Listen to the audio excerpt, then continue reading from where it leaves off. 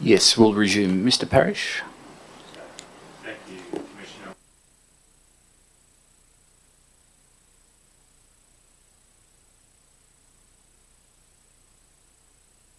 Commissioner. Ms. Juliette Cartwright, and then Mr. Malcolm Ryan this afternoon, and the first witness is Mr. Gordon Marquart.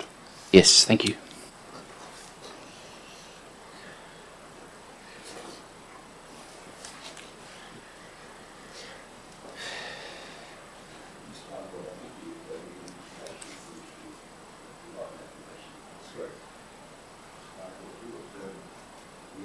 About to give to this inquiry will be the truth, the whole truth, and nothing but the truth. I do. Thank you, Mr. Marquardt. We'll just have to try and keep our voices up a little bit today because it's a little hard to hear from this position sometimes, and the rain seems torrential out there. So if you could just bear that in mind when answering counsel assisting, sometimes when your witness is looking that direction, I find it a little hard to hear. Thank you. Mr. Parrish. Mr. Marquart, you were elected to council in 2016, is that correct? That's correct. And you resigned in about August 2020, is that correct? That's also correct. Can I start with asking your personal background and connection with the Shire? Okay, going back quite a while, I first moved to Robertson when I was aged 10. I attended Robertson Public School, and 50 years later, just on a slight aside, I returned there as a counsellor to hand out the awards at the end of the year, 50 years after I'd received an award there leaving the school, which was very pleasant. Okay, I then left, went to Moss Vale High School. I finished there when I was aged 18, moved to Sydney for a job, work and all that sort of stuff. I joined Telecom Australia, now called Telstra of course. Went to Sydney Uni and TAFE, did something in electronics over a few years. Got a job as a technician for a Swiss company operating in Australia, a manufacturing company. I ended up there running their manufacturing plant in Queensland for a few years.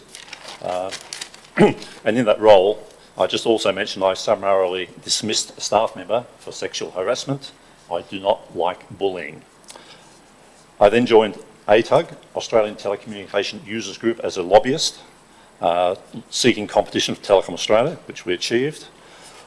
Westpac approached me and I took on a role as a project manager. I left after some years and became a Telstra account manager, then an Optus account manager, trying to migrate services from Telstra to Optus for large corporations. The largest contract I signed was for $75 million, and that was about 20 years ago, so it was a fair few dollars. I did become disillusioned with the dog-eat-dog corporate world, and aged in my mid-50s, I basically sold everything up and went overseas to Poland to teach English for a few years. I moved back to Robertson in about 2012. I worked locally selling solar power and then became a postie, walking around Moss Vale and Barrel with a backpack, male backpack. That was a good job. I was elected to council in 2016 after being in the Greens for some years. I took a drop in income, of course, joining council. I resigned from council about August 2020. I did have 3 months sick leave as a councillor. I was diagnosed basically with Parkinson's a year or two in. Unfortunately, I had some side effects with the medication, which made it impossible for me to stay as a councillor.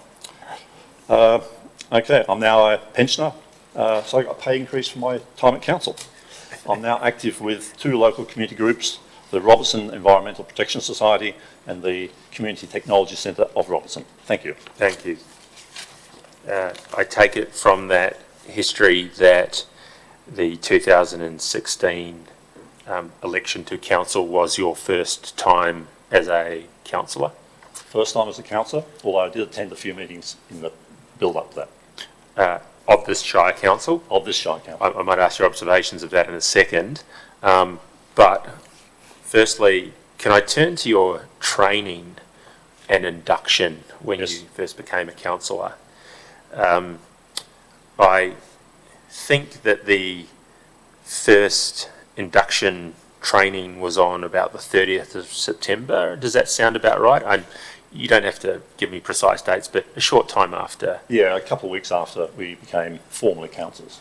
Do you recall what that training was at that time? And if you could even paint us a bit of a picture of where it was, who was there, those sorts of things? I can't recall the content very well, but Yes. I believe it was generally given in the briefing room just across here. They tend to be group presentations. They did have PowerPoint presentations by senior staff in council and also some external people, perhaps on the legal side and such like. That did also continue into latter months. It wasn't just one block, sorry. It was also refreshed every 6 to 12 months, perhaps in some cases. Did you also, to the best of your recollection, do a code of conduct training, perhaps a couple of weeks later, around mid-October? Does that sound about right? I honestly can't recall. Yes. Due to my background, I was aware of general code of conduct arrangements and meeting practice and such like. So I didn't find the training or whatever it's called very onerous. Most of it was just reinforcing what I'd had in my prior experience. I see. And just to go back a step, the form of training that was presentations in the theatrette or somewhere like that, Generally, to my recollection. with all the other councillors at the same time, or was it a one-on-one type session? Tended to be group, but I understand some councillors, it wasn't attended by all councillors in all sessions. I see. Do you recall if there are any questions or queries from councillors as they went through the presentation? I'm sure there were. You can't stop councillors asking questions. No, quite. But there was a level of interaction. It wasn't just a passive presentation, to the best of your recollection. Best of my recollection, it was interactive, subject to the councillor or the person concerned wishing to ask questions. And in respect of that code of conduct training, do you recall ever being provided physically with a copy of the code of conduct at that time? I can't recall, but I did early on get a copy of that document. I downloaded such a copy. That was something that you did on your own initiative rather than have it provided. I can't swear to that. I'm just not certain. What about the Local Government Act itself? Were you given a copy of that by anyone, or how did that come to your To the best notice? of my if at all? recollection, not. But again, any of this sort of material I certainly found easy to obtain, like local OLG information on councillor responsibilities, all that sort of stuff. I got it and read it. Councillor Handbook, do you recall getting one of those? I do. Yeah, about 2016. On 2 occasions I recall being supplied one by council, but again, I'm sure I either downloaded it or get access to it online myself. I think there was a second version that was produced about 2018. Would that accord with your recollection? You Yes. were provided with one about 2016 and then one about 2018. And we did run through the differences, I recall that. Do you recall having presentations around this September, October time by people from outside the organisation, such as perhaps UTS lecturers or anything like that? I don't recall that. I just do recall we did have a presentation on the legal side, I believe by a contract organisation that was employed by council. Thank you. By the time of the first meeting, which I think might have been end of September 2016 or the start of October 2016, did you feel like you were well equipped with a knowledge of the code of conduct, the code of meeting practice, and certain obligations and roles set out under the Local Government Act? Broadly, I would say that I had been exposed to that information, but I certainly hadn't absorbed it all, or I hadn't absorbed it. It's a lot of information. There is quite a bit of information, but as I said, I can't speak for the other councillors, but my background was in the corporate world, meetings, code of conduct. They were pretty standard. I don't know if you're aware of, this is the Bible for meeting practice, goes back to 1961. Yes. I didn't see a huge difference. There was a difference in approach in the corporate world to the public world, but that was more cultural than knowledge per se. So I don't think I struggled too much. I certainly didn't say much at that first meeting. Do you recall any impressions you had about any differences between the corporate world and the council world in respect of codes of conduct, meeting procedure, anything like that? In my experience, the corporate world is much firmer in applying code of conduct rules than my experience here. Yes. It's much less, is more driven downwards. Here in the public world, it's a little more I don't know, equality-based or public input-based.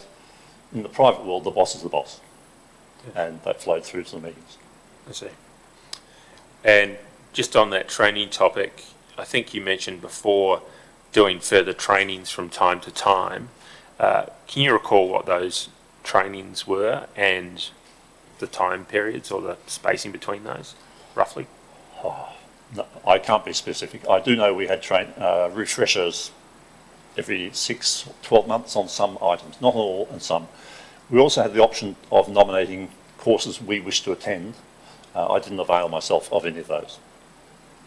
And in respect of the quite complex and significant volume of materials that you would have to get your head across, did you refresh your memory from time to time on code of conduct, code of meeting practice, or? A few councillors I noticed carried that document around with them. Yes. I was one of them. Yes. And I did refer to that on occasions, especially before a meeting I held, which I partially chaired in relationship to Station Street. Yes. I did a bit of research before that meeting. In respect of the roles and the matters that you may have to deal with as chair of that meeting. That's correct, because it's my understanding the chair of the meeting is basically required, I use the word required purposely, to ensure the meeting is effective and runs well.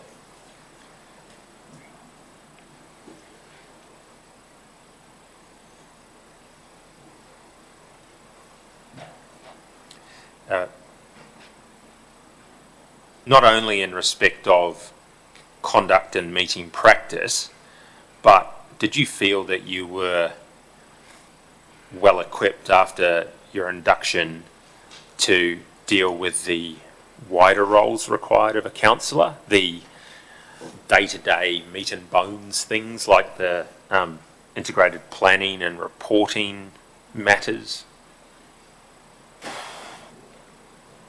I don't recall any difficulty. I like process, I like structure. And so the integrated planning process and such like, no, I felt comfortable with the structure and the reasoning behind it. And I guess I supported it or agreed with it as is and tried to ensure I integrated or moved in that direction. I like structure. And appreciating it was a while ago, do you have any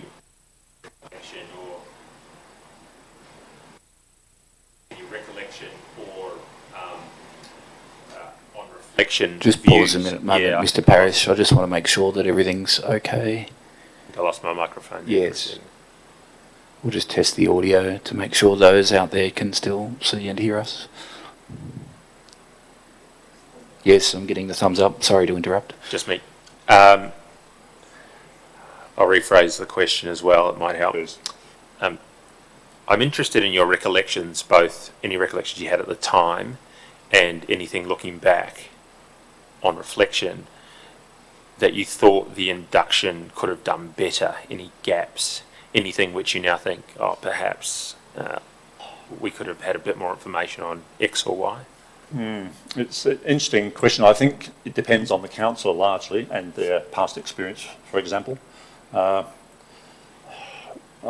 example, some councillors have never worked in, I'll say, large organisations before. And hypothetically, if they were the manager or the boss, everything they said they called the shots on. To actually change that mindset isn't easy.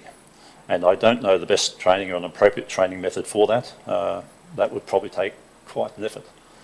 I think there are things that could have been done. Possibly you could have had a buddy councillor who had more experience, but of course you could have a dud, which may not work out.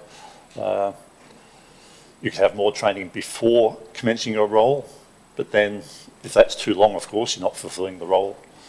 I don't have any easy solution, but I think it was very challenging. Yes. And I actually think this council put a lot of effort into it. I'm not sure about the results, but I did note the Office of Local Government have been putting more emphasis on this issue in recent years.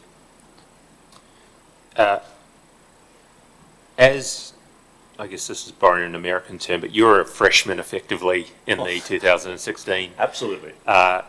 and I think about 6 of the councillors had been re-elected from a previous term.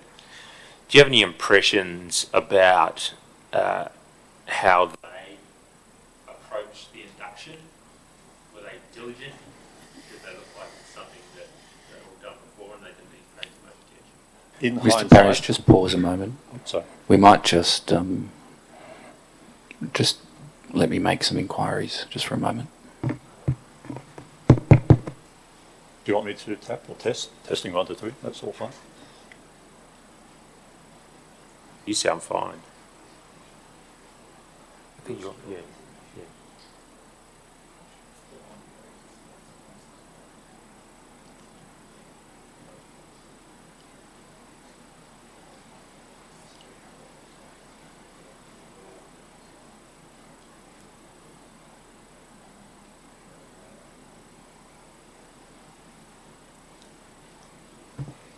We're going to make some more investigations at morning tea, but Mr. Parrish, if you wouldn't mind moving one spot to your left. Right, my left. Stage right. That's on YouTube. Then we can Yes. determine whether it's just that microphone, but that may then assist and Thank you. still enable you to be seen. Thank you. I'm sorry, Mr. Marquart. No problem, Commissioner. I think I was interested, Mr. Marquart, in any impressions you might have had about how the previous returned councillors approached the induction. In hindsight, I think to a certain extent, some of the more experienced or councillors who'd been elected previously in previous terms, perhaps looked at the training or the induction with less interest than myself, based on their prior experience. But of course, as most people will be aware, there is a regular review of the roles, responsibilities, the legislation relating to councillors, and so perhaps they could have spent more time on those things. Were you aware, as an incoming councillor, that the Local Government Act had been the subject of some rather significant amendments in 2016? Yes, I was. And are they the matters that you had in mind in your last answer to Council Yes, Assistant? that's correct, Commissioner. Yes, thank you.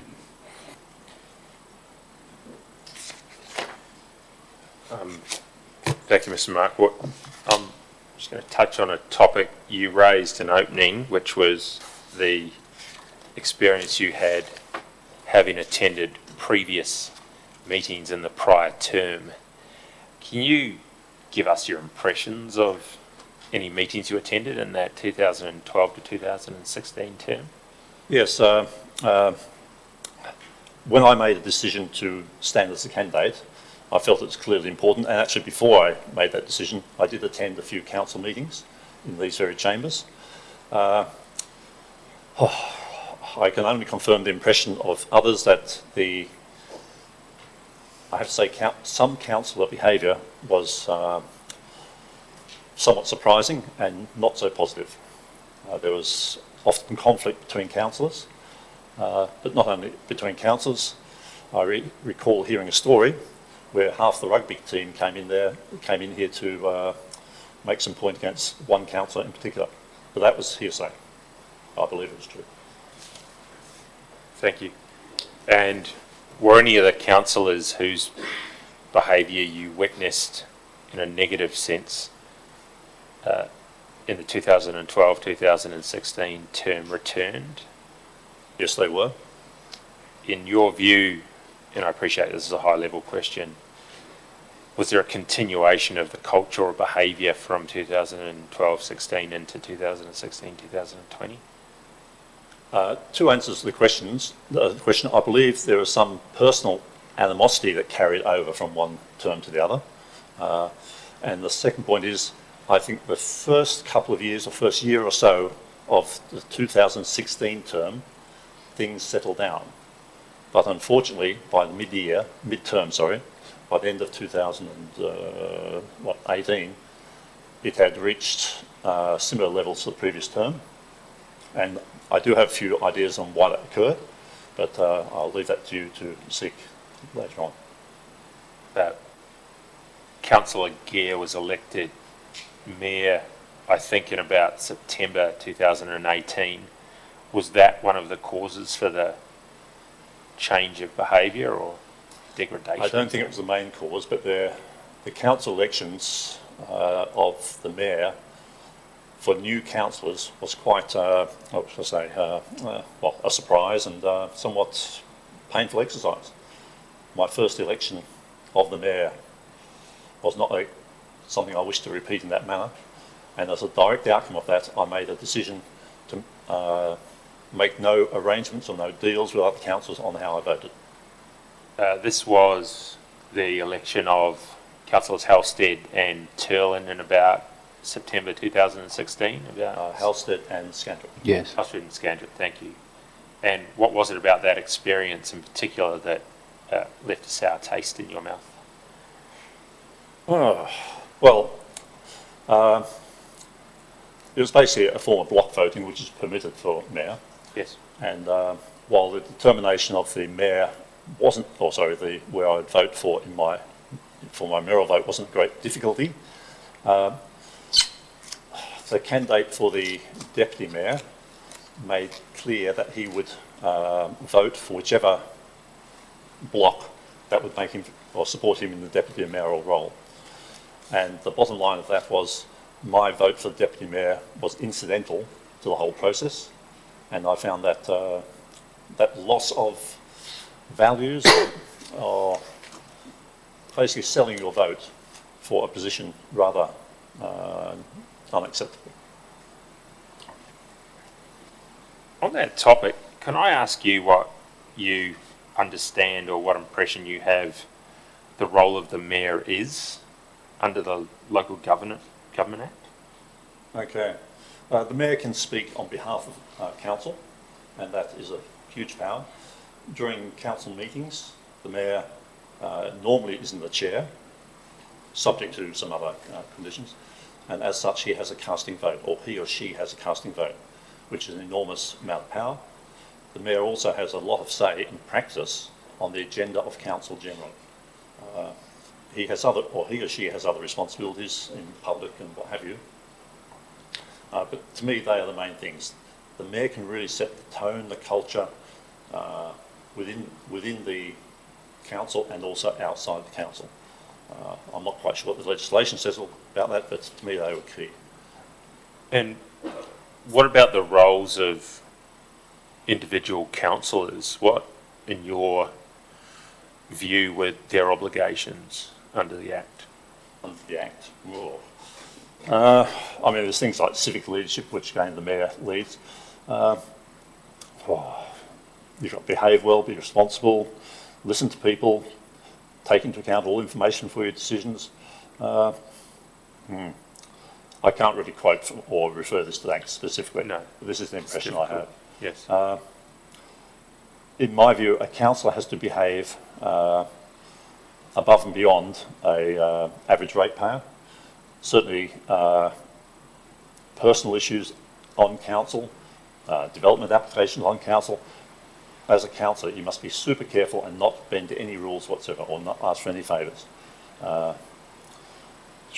You've just got to be so professional and so above board, it's not funny, and I believe that's the way to be. In my corporate role again, to me it's all about being professional.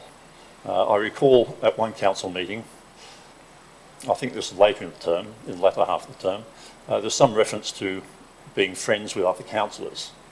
At the end of that short few words by somebody, I basically stood up and said, I'm not friends with any councillor. I'm here in a professional capacity to basically work. I had a good relationship with the other councillors, or most of them, but we didn't go out for dinner, we didn't go drinking, we didn't go bowling.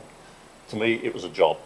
And I think my words got a bit of surprise by some of the, certainly some of the councillors who've been on council for some time, because clearly friendships can develop. But historically, in my previous jobs and this, I made the point of not actually having friends of people that I worked with. After I left council, that was different. I did make friends with a few. I hope that helps. I see. And what about the role of the governing body as you saw it? Was that different statutorily from the role that councillors had, or did you see that as an extension effectively of the obligations that councillors had? The governing body, I believe, has a broader responsibility to the community than individual councillors. Yes. It's more setting, what shall I say, the vision, if you like, the framework again and the tone. Individual councillors add to that or build that or support that, but no one councillor can actually make that happen. It's got to be the whole body. Yes. And that requires leadership and support from senior staff in council. Yes. You can't have one without the other. Did you appreciate the distinction either at the time of induction or later between strategic and operational? Oh, that was clear to me very, very early on. I think I mentioned about structure and the planning process and such like. I like diagrams, and there's one diagram in particular in one of the OLG documents which had some sort of triangle, and there's a line through that. I think the Commissioner calls that an hourglass. Oh, that's right. It It might was an be hourglass. referred to. Yes. Yes. And that stuck very much in my mind. Yes. Where the mayor and the GM are basically interface between council, councillors and the council proper. And I had no problem with that. That made perfect sense to me. Yes. And operational things on council, generally I know nothing about anyway. Yes. But some councillors believe they did have some expertise on things. Just to mention, off the top of my head, how to prop up a building wall that is structurally not sound, and things like that. And they were not hesitant in coming forward and telling council how to do it, or even filling potholes, I believe. I was going to mention the pothole one, but was that something you experienced or heard about moderately firsthand? Or at the time, I should say? I did hear about this some years ago, by the way, from council staff. Yes. Actually, I might dig into that. You heard it directly from council staff, is that correct? And what was their view on that intervention, positive or negative? Very negative. Yes. And my response was equally negative. And in your view, what ought to have been the proper process there if that councillor had had concerns about potholes? Or first discuss it with possibly the mayor, but the general manager is the person to go Yes. to. And to me, having good working relationship with key senior staff is key, and I spent some time on that. I might just double back to the start there. Mm-hmm. Do you feel that was something which was sufficiently impressed upon you, that distinction in the induction and training program? The difference between strategy and operational type thing? The difference between strategy and operational, and the importance of the way that the councils interacted with staff through the GM and the operational processes. It was made very clear, I believe. Yes. Abundantly clear. Explicit. You mentioned before. I'm sorry. What role, if any, do councillors have in directing council staff, in your view? Directing council staff. Yes. In my personal view, you're talking senior staff or staff below that, or any? Anyone below the general manager? In directing, absolutely none. Thank you. I might add, directing the general manager was not up for individual councillors, as far as I was aware, up to a group of councillors in terms of their employment and contract maybe, and the structure, but nothing beyond that. Thank you. There's been some evidence to this inquiry about a particular event that you chaired, which you referred to before, on the 14th of February 2018. And part of the role of this inquiry is to ensure that you have procedural fairness and put to you the allegations and get your response to it. I'm going to show you, just for completeness, the transcript references, if I can, to get an idea of what those allegations were if you haven't been following along at home.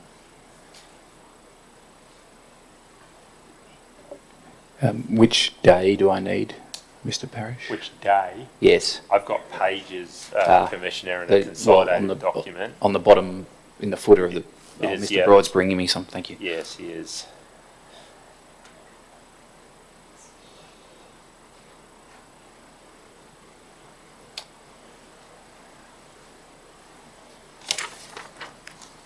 Hopefully the first page you have there is page 127 of the transcript. It should say That's so correct. down the bottom.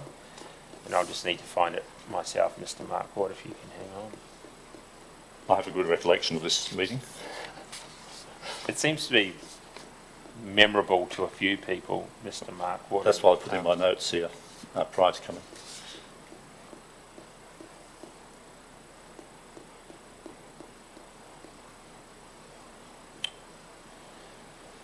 So the first evidence we had on this topic, Mr. Marquart, was from a Mr. Barrett at page 127 of the transcript. Yes. You'll see numbering on the left-hand side there, Yes. and at about 45, in answer to a question from me about the overall impression of meetings, whether they were conducted efficiently or civilly, in particular the meeting of 14 February was picked out. That's not given a year, but do you accept that the meeting you chaired was in 2018? I do indeed. And the witness said it was chaired by Councillor Marquart, and he had, he assumed the chair position and he had the gavel, and he said, I can't remember the exact words, but he said, I've got the gavel and I know how to use it. And I thought that was an inappropriate comment, was that effect. It'll be recorded in the papers somewhere, but that to me was inappropriate. The second evidence that we had on that topic was at page 198 of the transcript.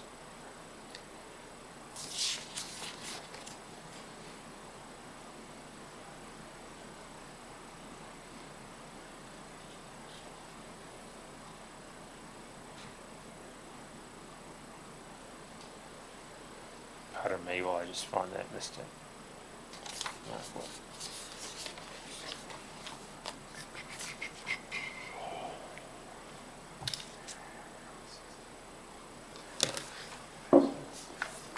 My version's lost 198 for the moment. Would you like my Yeah, piece of paper? I'll read the proposition Yeah, onto the record. Thank you. It's at lines... Well, it starts at about line 9, but the ultimate passage of the evidence is at page 198, line 22. The witness said he picked up the gavel and held it up so we could all see it, and he said, I have the gavel and I know how to use it. That's the passage, I think, Mr. Parrish. Yes. And then the next version, the next piece of evidence, I should say, is at 225, and at the very bottom there, we might be a bit cut off there, but at the bottom, do you recall Councillor Marquart saying the words to the effect of, I have a gavel and I know how to use it? And the answer was, yes, I'm just looking up my words, threatened to use it. Councillor Marquart, as chair at the start of the debate, threatened to use the gavel and said, and as I said in my complaint to council, involved bullying, intimidation, and I've been cut off there, but I think you get the point. Understand. We have the audio of the interaction, we think, which we can play now, Commissioner, if that's... Yes.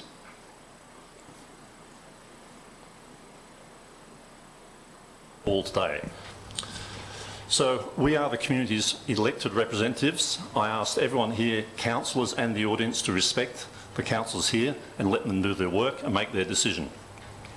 To date, I've never had to use the gavel. I certainly hope I never will, but I do know where it sits. So at this stage, I'd like to basically introduce this item and hand over to the councillors. 12.1, Station Street Upgrade, the project update. So please. to the best of your recollection, was that the incident that these people have recalled? I'm pretty sure it is. Yes.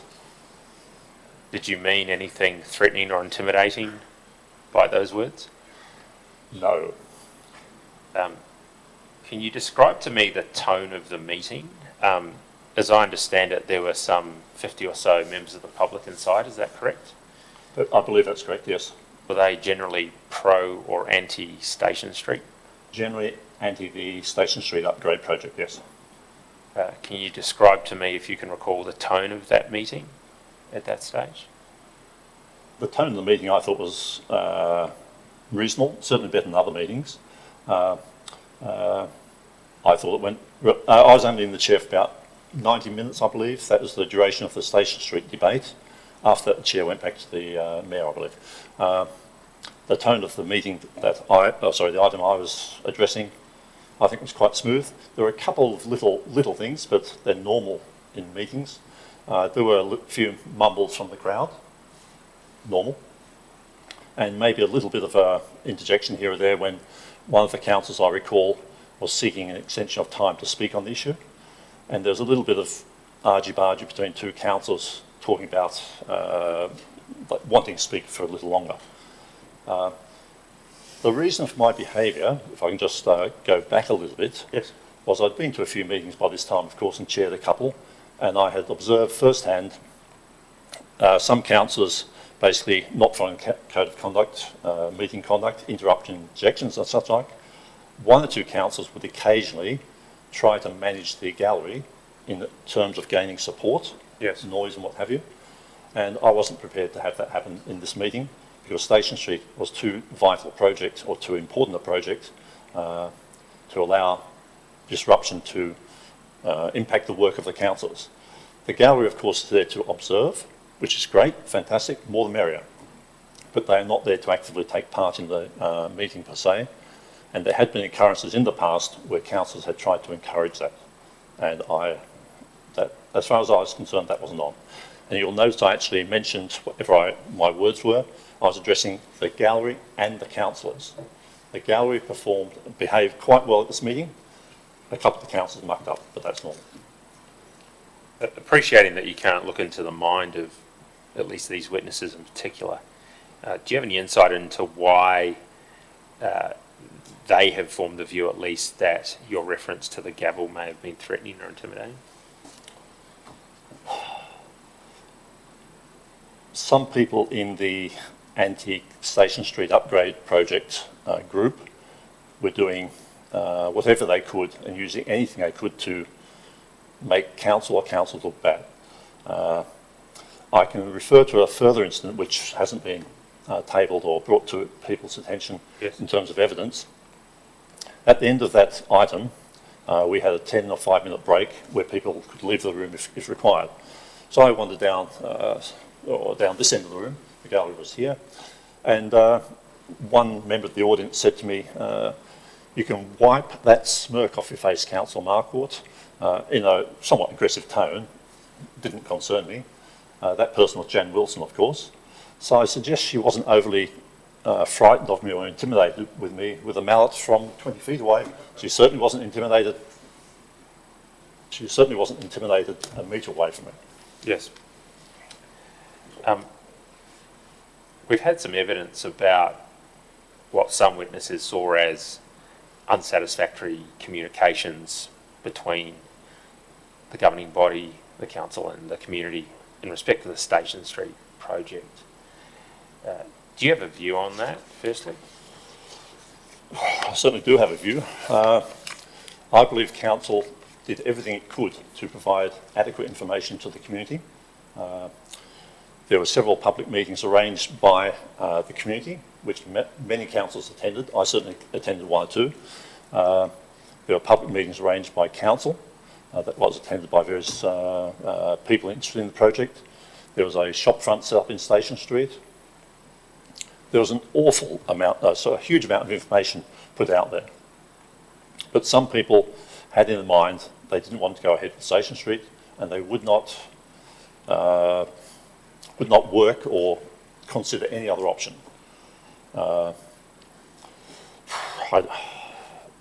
I don't think any communication could have been better done, possibly more effectively, but there was no engagement by parts of the community in looking at that data.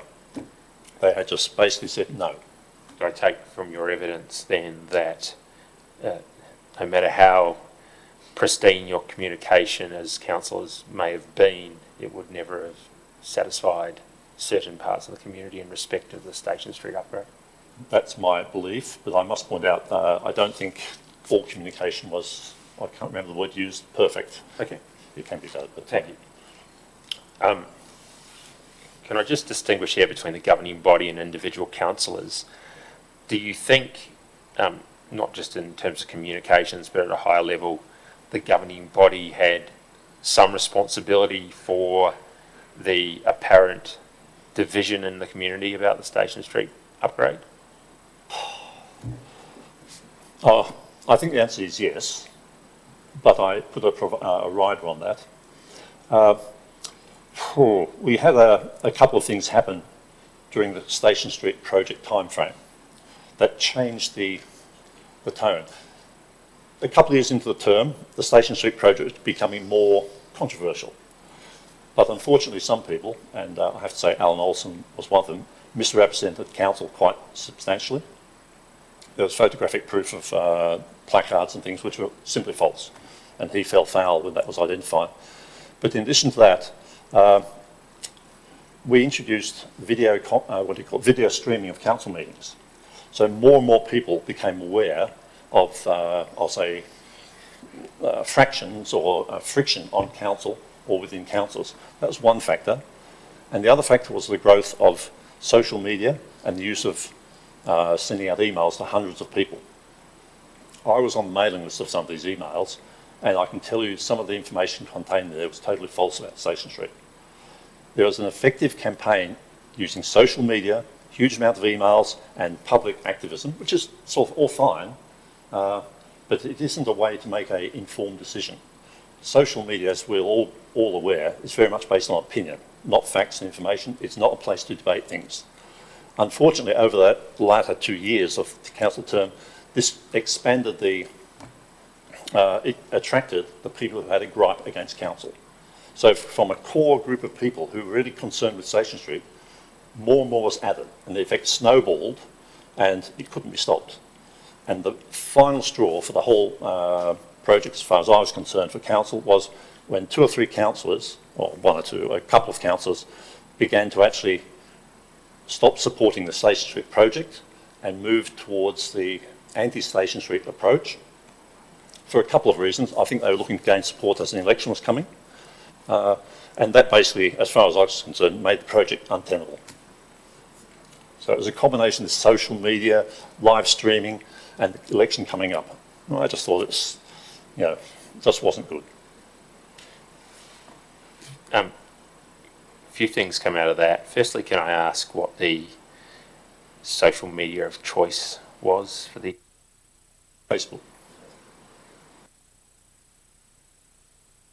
I'm only aware of Facebook. Sorry?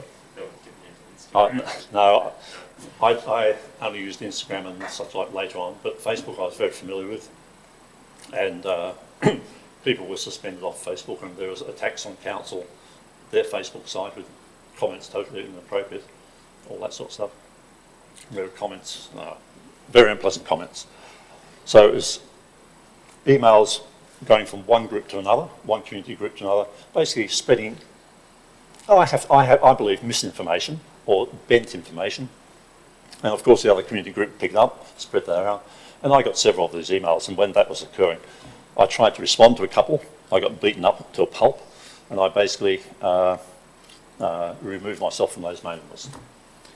Second thing that came out of that previous answer, you referred to the perhaps fractious nature of some of the debates at council meeting about Station Street. One of the things the Commissioner and I are going to have to grapple with is where robust political debate ends and where inappropriate acts of disorder and perhaps misconduct begin. In your view, how close to the line did some of the behaviour of councillors come in respect of Station Street specifically? I believe it's crossed reasonably frequently. I would personally draw the line. My personal way of doing it would be to basically stand up if I was in the chair, at which all debate should cease and you should take control. But each chairman has a different approach to that, and I don't think such a firm approach was taken in most other instances. Ought different chairmen have different approaches to that question of? Yeah, everyone has a slightly different way of managing meetings or handling issues, and that's appropriate. It fits in with their own natural characteristics or flavour. A bit like councillors, you can debate things in different ways. You can actually be very quiet and say very little, or you can rabble on, which I tend to do once I get going.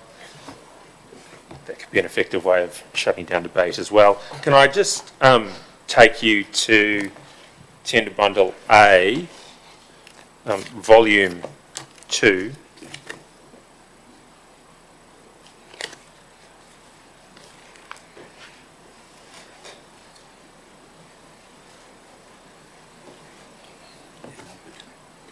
Oh, okay. Okay. Can I take you to document at page 991? 991. Hopefully that's the version you've got.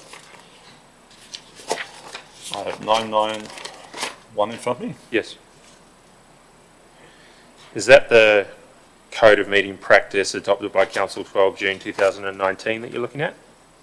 I believe so. Hopefully it says so on that first page, 991. Yes. Adopted by Council 12 June 2019. Page 1006. 1006.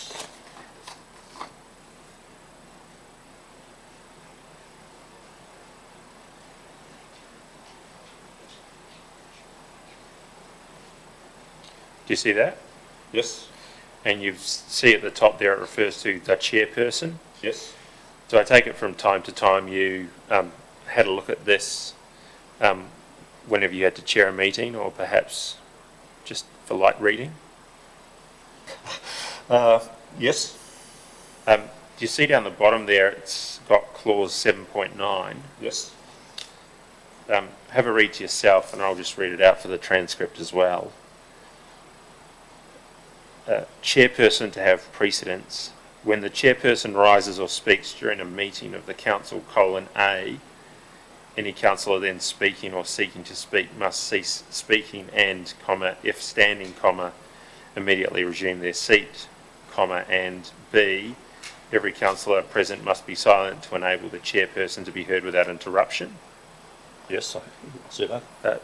Do you agree with the proposition that the technique you described that you used of standing up, I didn't actually use it, but I knew I could if necessary. you knew you could, would be describing what would properly be the procedure that should take place in respect of clause 7.9? I agree, it's an appropriate procedure as 7.9, yes.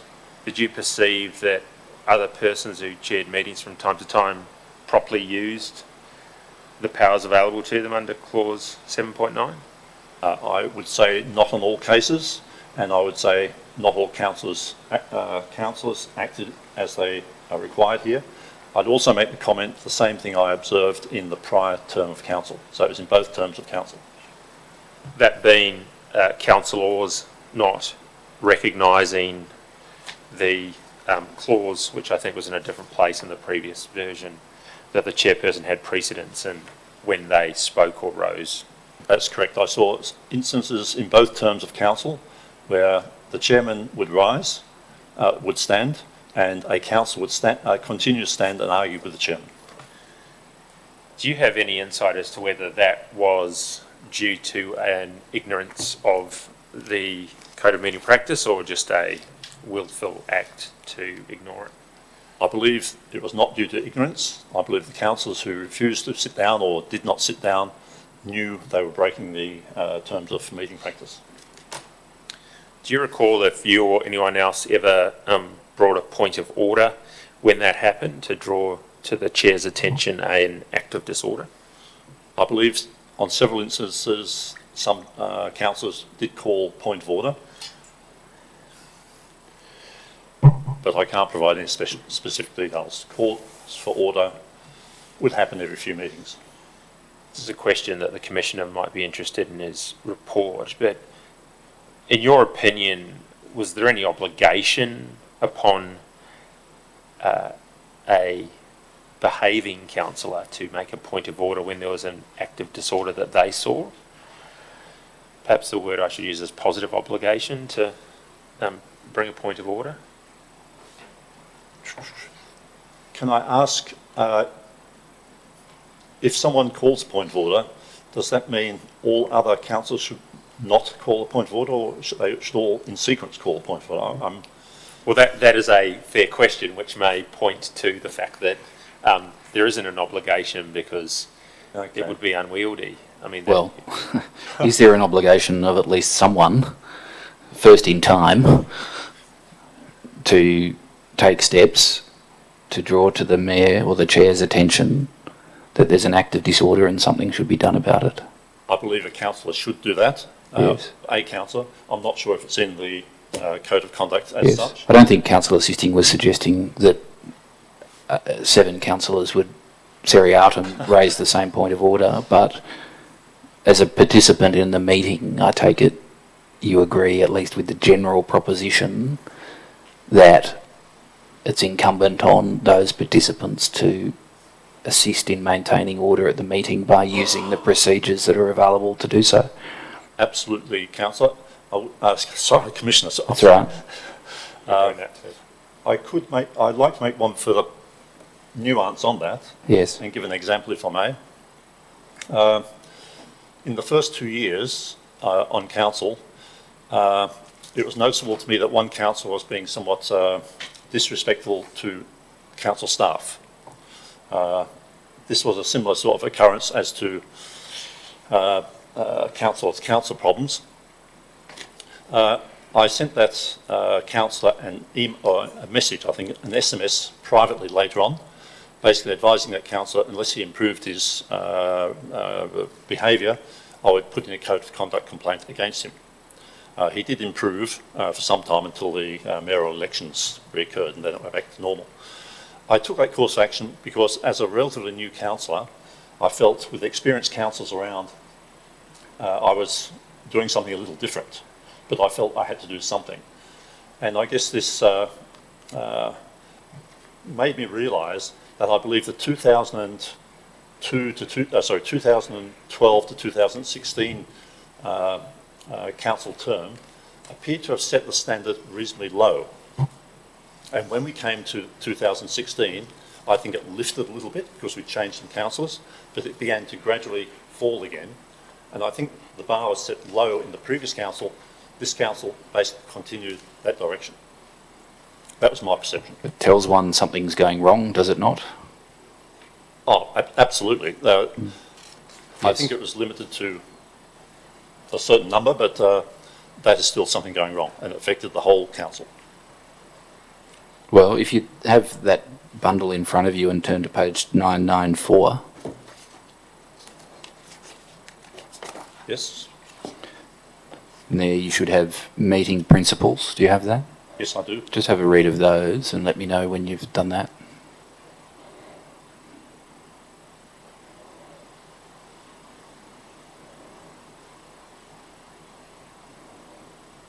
I agree with those meeting principles.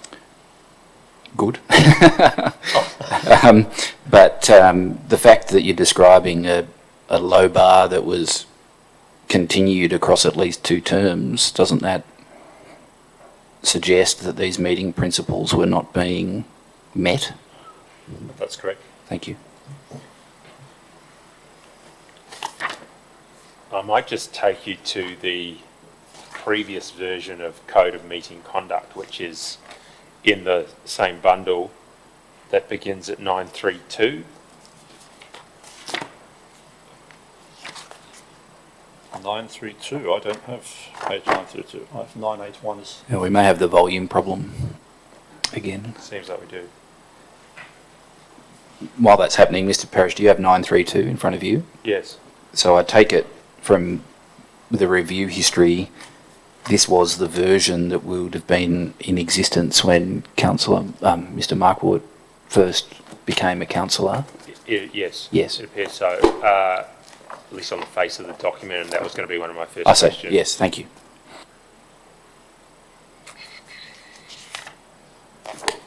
932, Code of Meeting Practice 1.7. It appears, at least from the face of the document, that if you look at 932, it says it's adopted on 9 March 2005. Correct. And there's various iterations and amendments right up through to 8 July 2015. Correct. Do you recall if this was the version that you were probably working off at the commencement of your term? I downloaded it from the web, so it would have been the current version. Yes.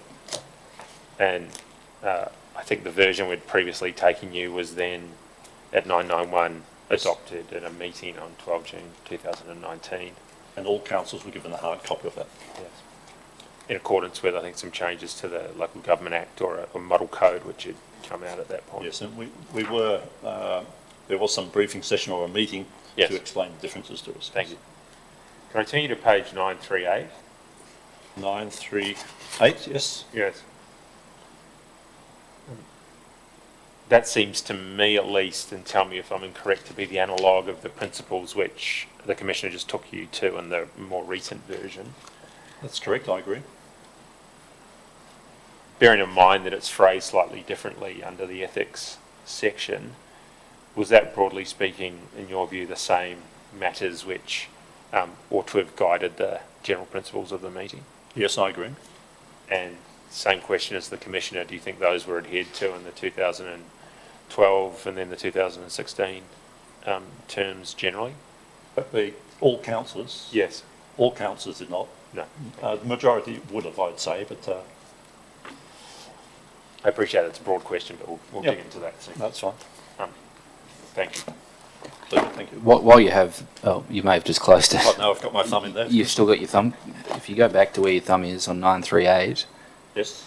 I appreciate this is in the Code of Meeting Practice, but do you agree with the general proposition that these are concepts which apply to councillors in general in their role? Yes. Thank you.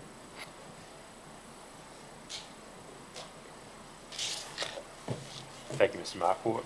I'm just going to turn to some specific matters now.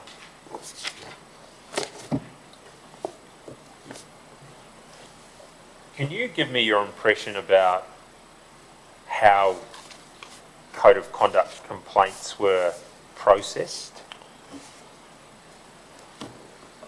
Yes. I didn't put in a code of conduct complaint during my term on council, but I had some knowledge of how other ones were being handled.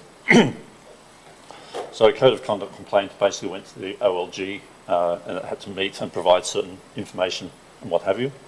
The OLG would then investigate that and come out with a decision or recommendation along those lines. I understand councils were not permitted, or councils were not permitted to discuss these things in public or share them with other people. So my knowledge was reasonably limited, I think. But I was aware of certain code of conduct complaints that were made. You've observed that there was a tendency for some councillors to argue the case of members of the community that he had formed some relationship with. Is that in the DA planning space specifically, or was that on wider issues?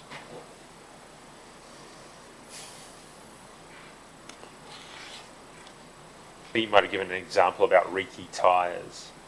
Yeah, I think they were DAs generally. I can't recall anything that was not DA related or reasonably closely related, yeah. And we've had now multiple pieces of evidence to this inquiry about the perception that, at least in the DA and planning space, some people received favourable treatment because they could attach themselves to and receive the lobbying power of certain councillors. Did you have a view on, firstly, whether that happened, and secondly, whether that was appropriate? I believe there were attempts by certain relationships between some community members and some councillors to influence the DA process. I don't believe, to the best of my knowledge, I have no evidence or no perception that they were successful, but I do know there were attempts. And even in the meeting chambers, occasionally, despite a known relationship, a council would speak towards something very strongly. Can I ask you about situations where there may not have been a pre-existing relationship, but a councillor has taken up the cause of an issue? Did you see that happen from time to time in the DA space?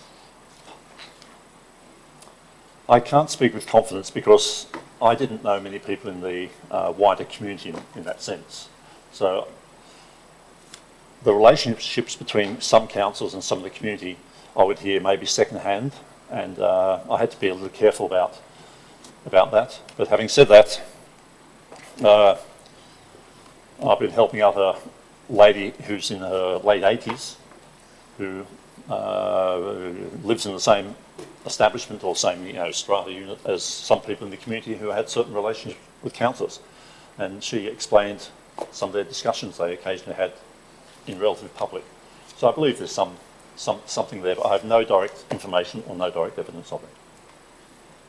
Do you agree with the perception of some in the community that there was a sense of favourable treatment in respect of the DA process? Not in the execution of the DA process. I can understand the perception. If a councillor says, I'll see what I can do, but achieves nothing, that perception doesn't disappear. So I saw no evidence that such things were occurring, but I could see attempts of it.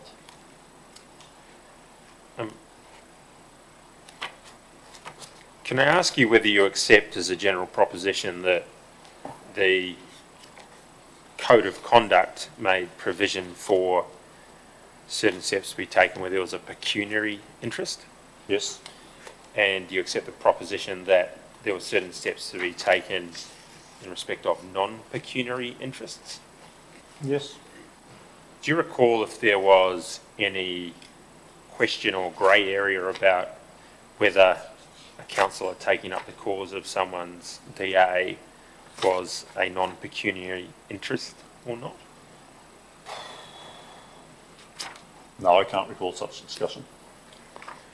Do you have a view as to whether, even if it did not strictly fit within the notion of non-pecuniary interest in the Code of Conduct, whether it was appropriate for a councillor to sit and vote on a DA that they have taken up the cause for from a ratepayer? I personally believe it's inappropriate. I'm not quite sure what the Code of Conduct states on that, but I personally believe a councillor has to be squeaky clean and should manage that perception very carefully.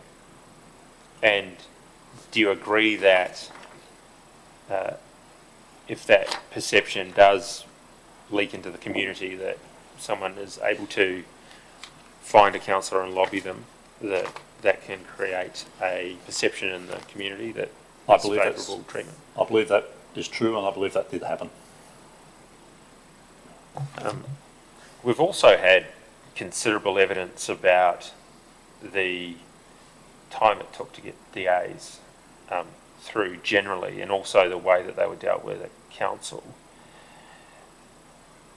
There's been some evidence that one of the advantages of the local planning panel is to relieve council of those matters and allow them to deal with higher level strategic stuff.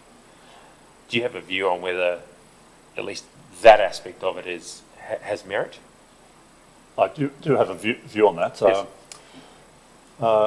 Mr. Nick Wilson provided evidence where he told of where his department was required to improve the processing speed of certain DAs, which he achieved, and that was all done, but that took a year to 18 months.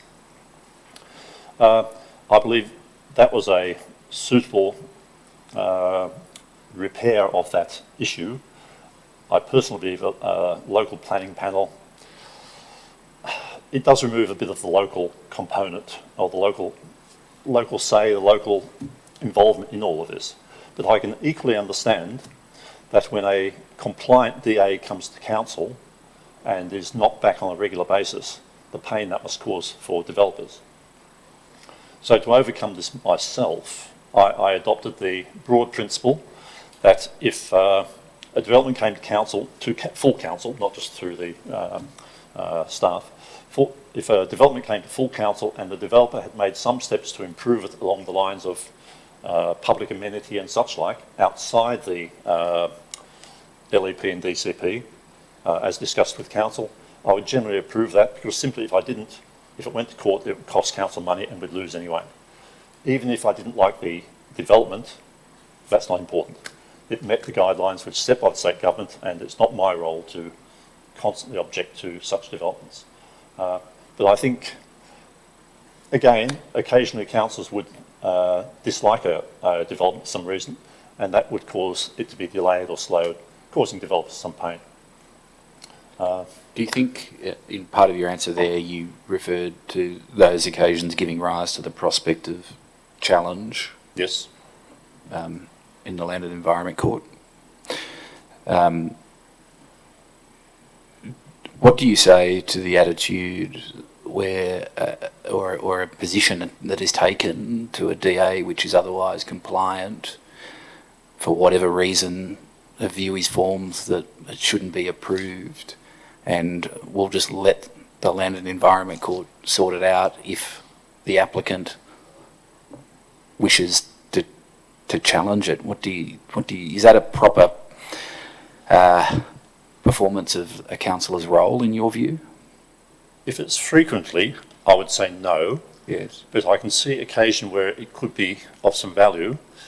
Council has to, in my view, and this is only my view, has to skate the fine line between approving DAs or opposing DAs to operate in this gap here. And there is always a bit of grey area.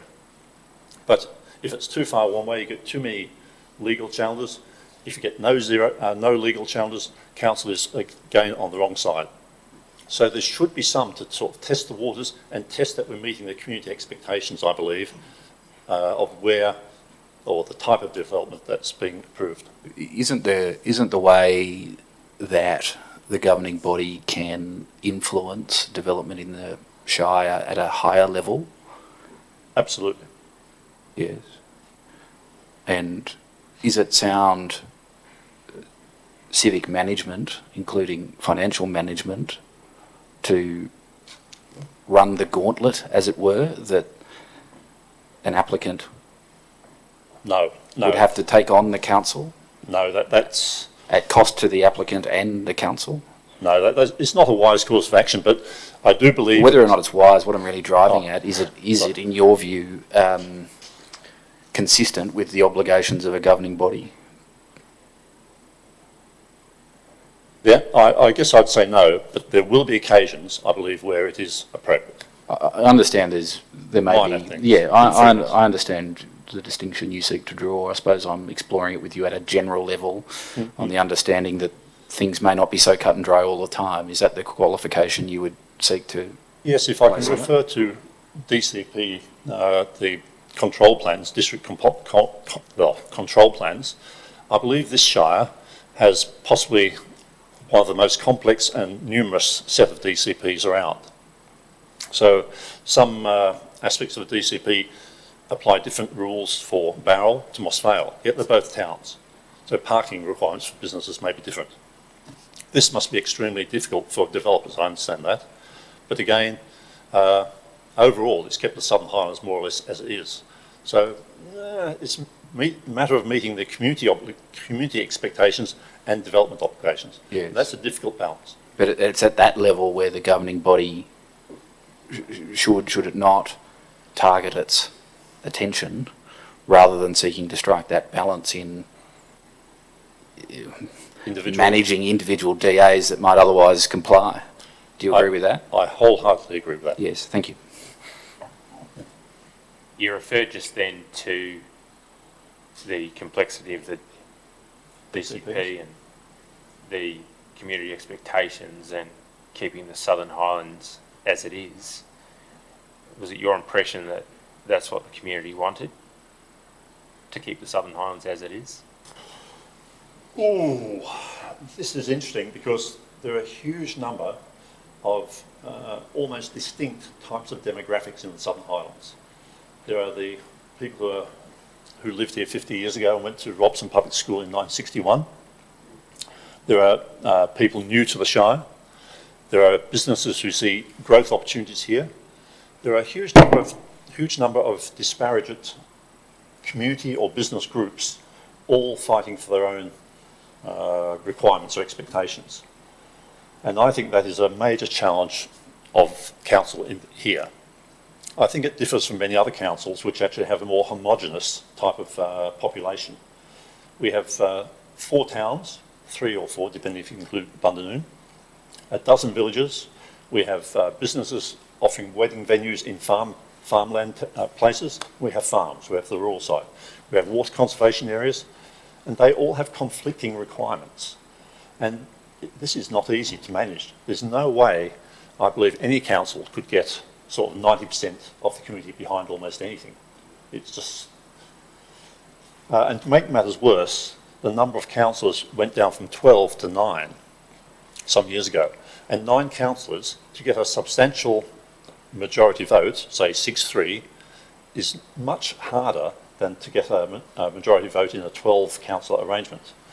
And this is totally not part of this per se, but I'd personally love to see something like, not a majority vote, I'd like to see a 75% vote to get something through. It would then take away this 5-4, where half the population, or half the councillors are against, and half are for. Something like 75% get something forward would show overwhelming support. But that's not practical. That's my personal feel on voting. Isn't one of the statutory obligations of councillors to uphold and represent accurately the policies and the decisions of the governing body? Yes, it is. I.e., even if it's a 5-4 vote, those 4 Yes. councillors who may have been on the wrong side of it still have an obligation to at least represent accurately and uphold that decision. Yes, it is. Do you think that was done during the 2016 and 2020 term in general? Not in all cases. Another thing that you said there was the complex interests and the divergence of some groups. The very first witness we had in this inquiry observed a time of some productiveness between his Chamber of Commerce group and a Berrima conservation group, which had differing goals and interests. Mm-hmm. But in that particular case, because the strategic plan that they've been dealing with was sufficient, they could agree to disagree because the parameters were clear and they understood why the outcome had happened. From your previous answer, do you think the strategic plans and the planning instruments in this council are fit for purpose? My answer is yes. I can refer to that specific issue you've just raised or example. When relatively new people came to the Shire with different ideas, they, for want of a better word, lobbied council and put their ideas forward. And that, I guess, rocked the current situation a little bit. And that was part of the reason why those comments were made, I believe. There are other people who had different ideas, both in business, both looking for commercial benefit, I guess, for the Shire, which is all good, but they came at it from a different angle. That's my view. I'm interested, though, in the observation of that first witness, that it was the well set out, clear planning instrument or strategic plan in that case, which diffused the tensions between competing interests in that case.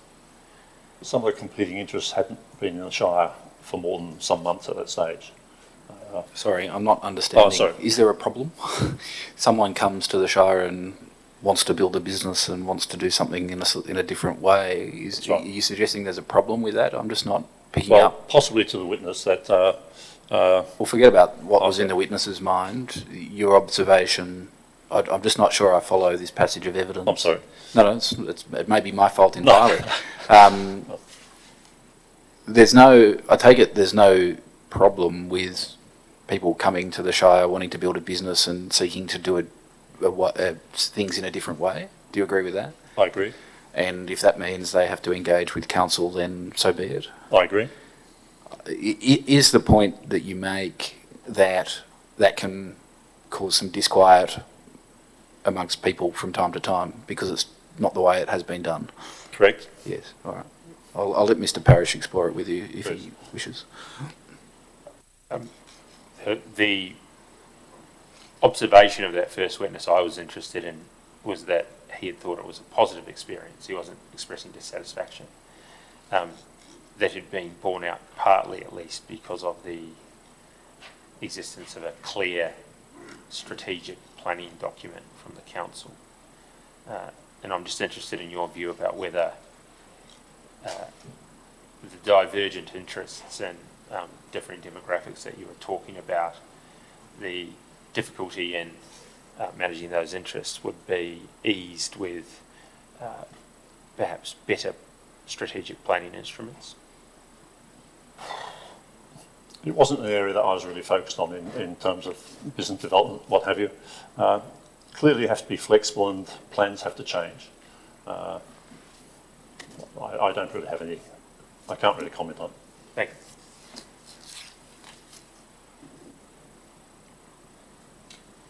I see the time, Commissioner. I was actually going to move to a slightly different topic, and I think I'm not going to finish with Mr. Marquart in the next 10 minutes, so if that would be a convenient time. This is not an indication one way or the other when you should finish, but how much longer do you think you have with Mr. Marquart?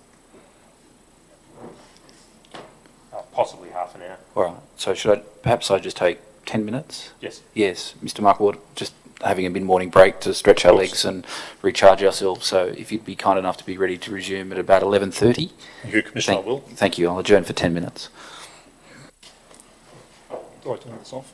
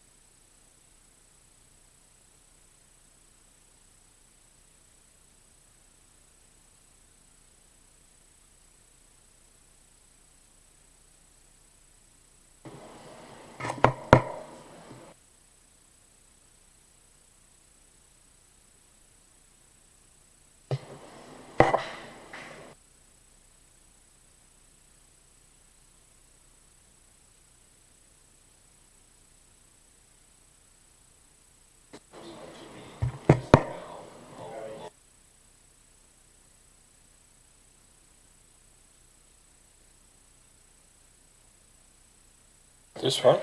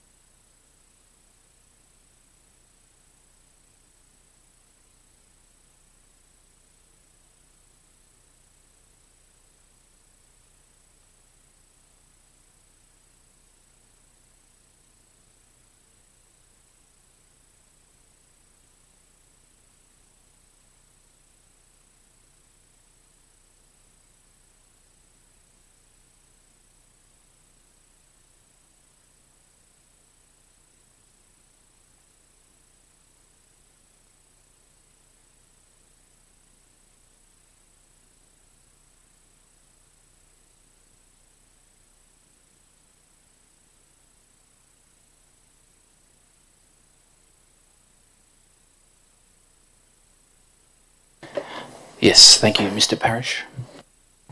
Thank you, Commissioner. Mr. Marquart, you've provided some recollections specifically in reference to term of reference 2 about improper interference by the elected body of council or individual councillors in operational matters.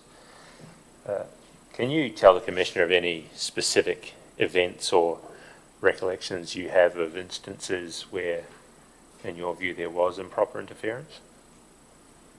In operational matters? Yes.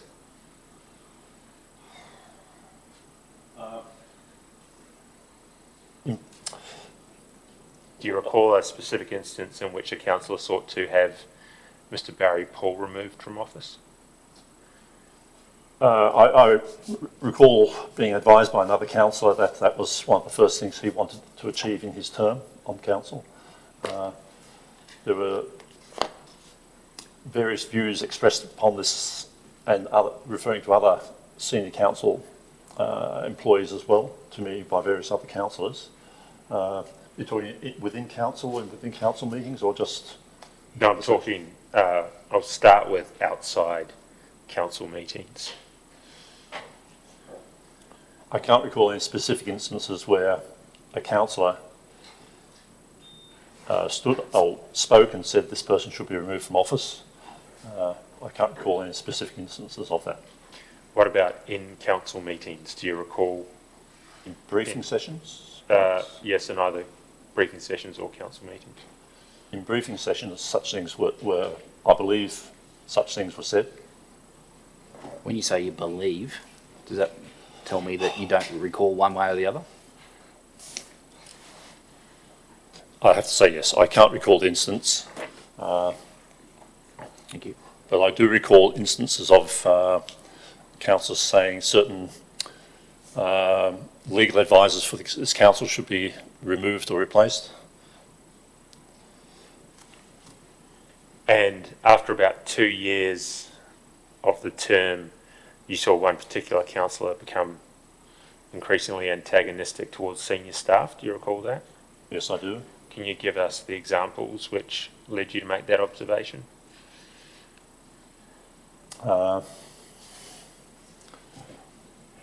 Examples. Well, one example of, I guess, rather extreme behaviour was after I think it was a briefing session. There was some thundering up these stairs here.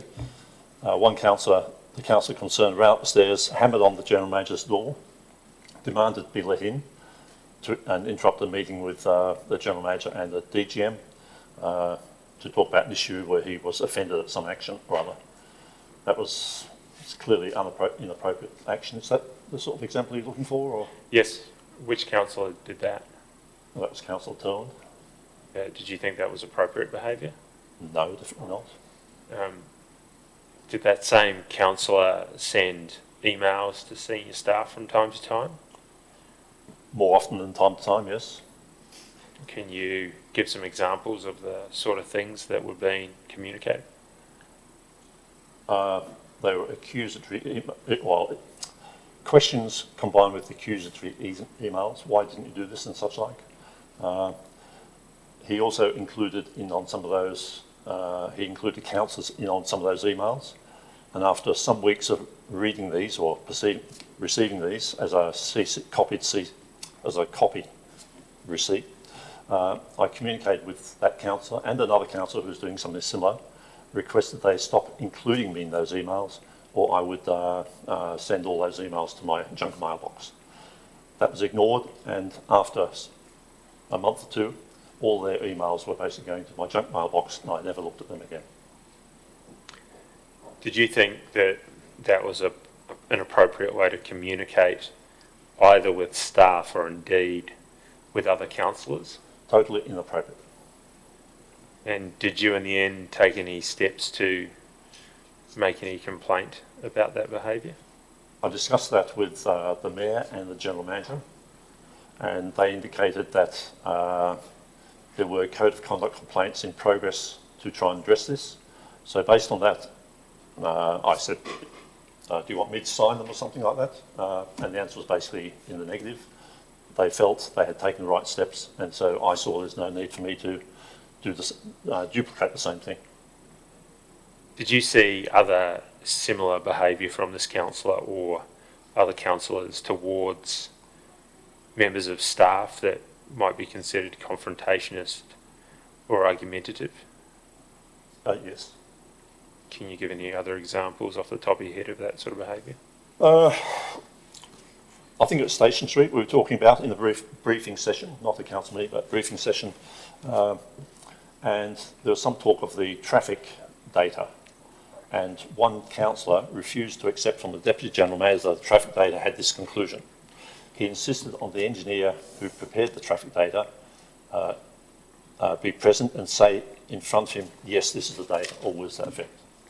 And I found that personally extremely disrespectful to the Deputy General Manager, and downright insulting basically, that he would only accept information from an engineer because he himself describes himself as an engineer. In your view, would such behaviour... Yes, absolutely.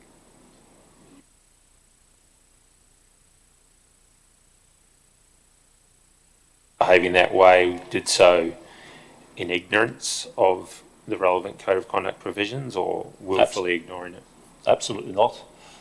I don't think they willfully ignored all these instances. I do believe there are steps in progress to progress this, but I think the response from the OLG was somewhat disappointing in my view, because I understood there were certain complaints made and the response tended not to be very effective, or they were dismissed. When you say you understand these things about the response, are they things that you saw or these things you've been told about by others?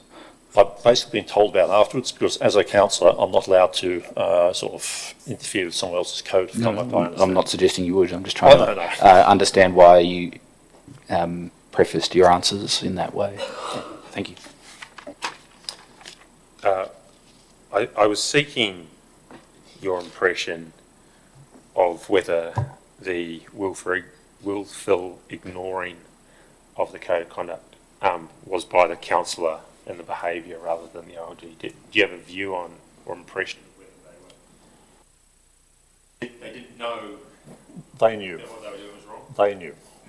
But for the purpose of achieving what they wanted to achieve, and in the latter years, it was more about making the whole of council look bad, and they appeared to be willing to accept the criticism from other councillors that they were breaking the code of conduct. Thank you.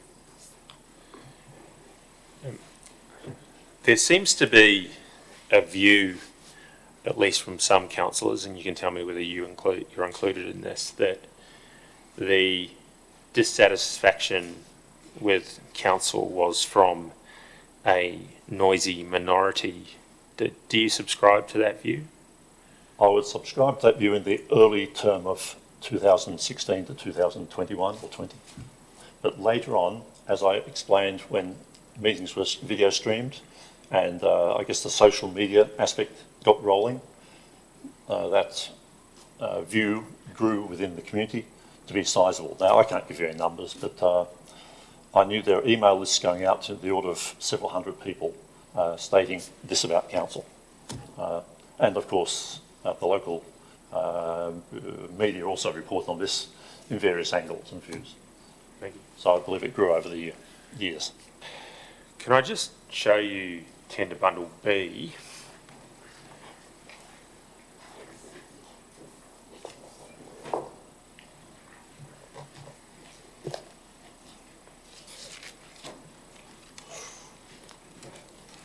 Thank you very much. Yep. Can I take you to page 485? 485. 485.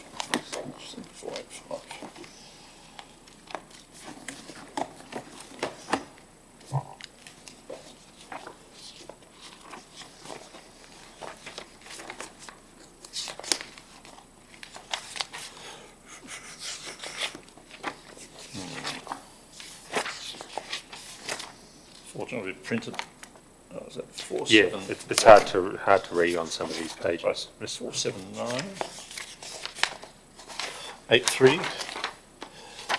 Is it after the Small Business Commissioner report? Or? Yes, it is. Yeah. Okay, so it's after that. In the right spot. Pages.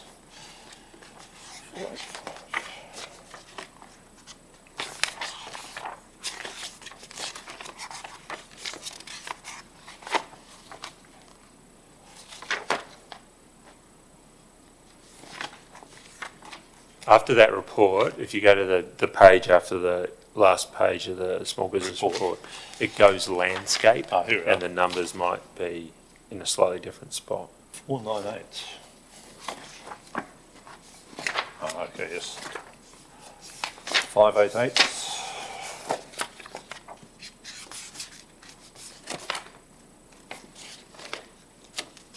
500. 510.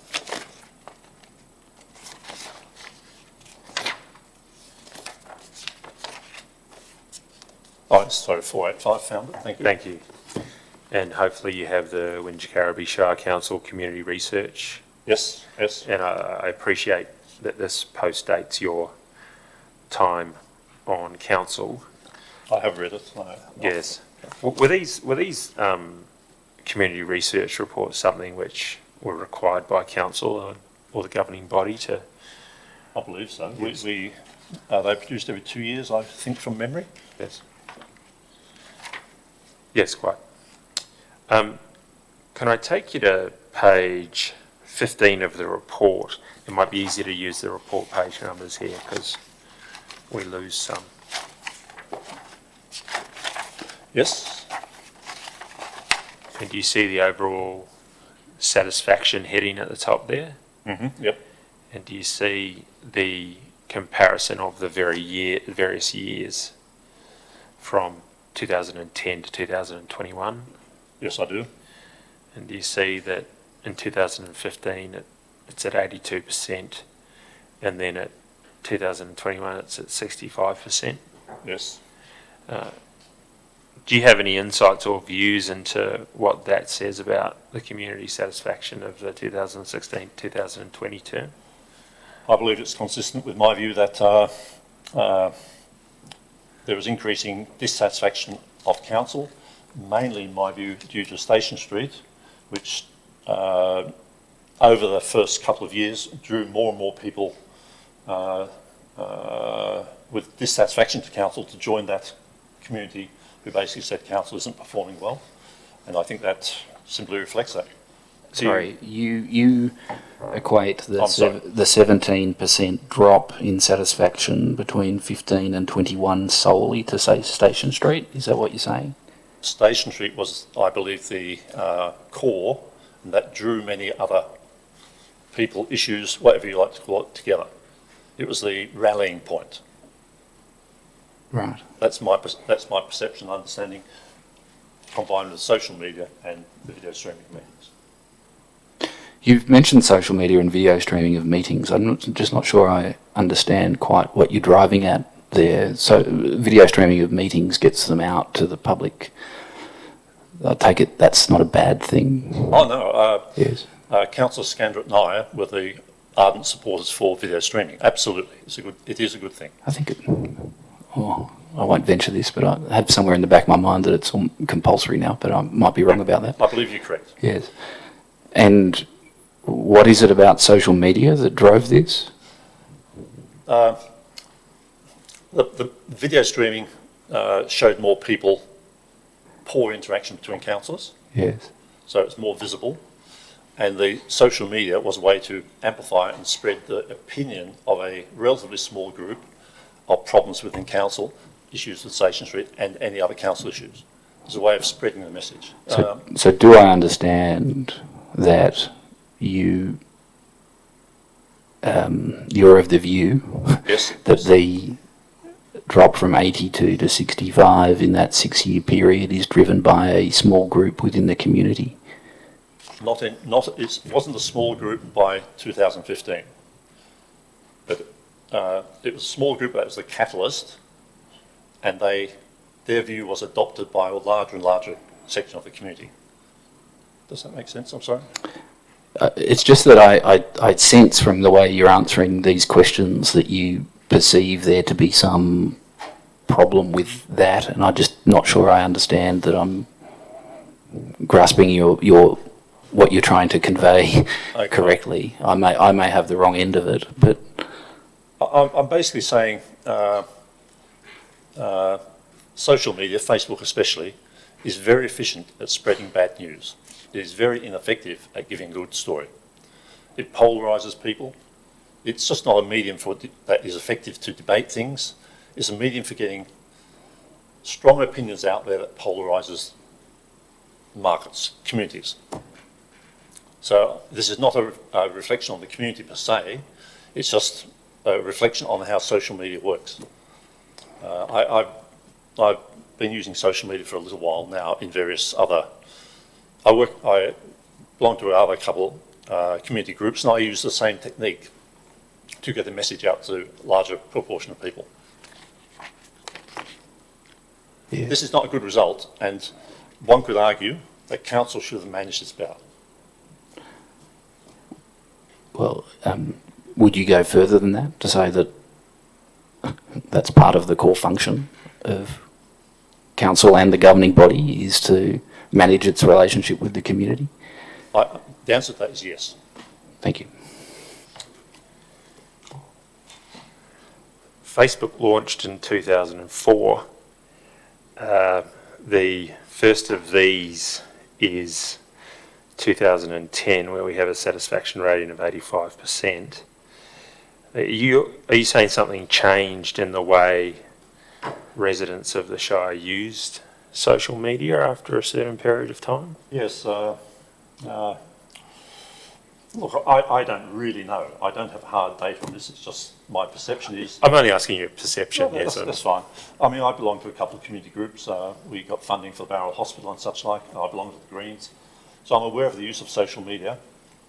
The demographic of this Shire is not, is somewhat elderly compared to, I mean, I'm not young either. And I guess maybe it's a little slower than others to pick up on the use of these. But my view is the use of social media on the Station Street campaign was very effective for that group. And it's something that we hadn't seen in this Shire previously. It generally was hand out bits of paper, market things, meetings, but to get thousands of emails and thousands of Facebook messages out there on a regular basis, it's pretty powerful stuff. And I recall speaking to individuals in the Shire about Station Street, and we'd have a little bit of a chat about it over 10, 15 minutes, and they'd say, oh, that sounds reasonable. But that does not compete against Facebook, which has thousands of things going out every day, or can have thousands every day.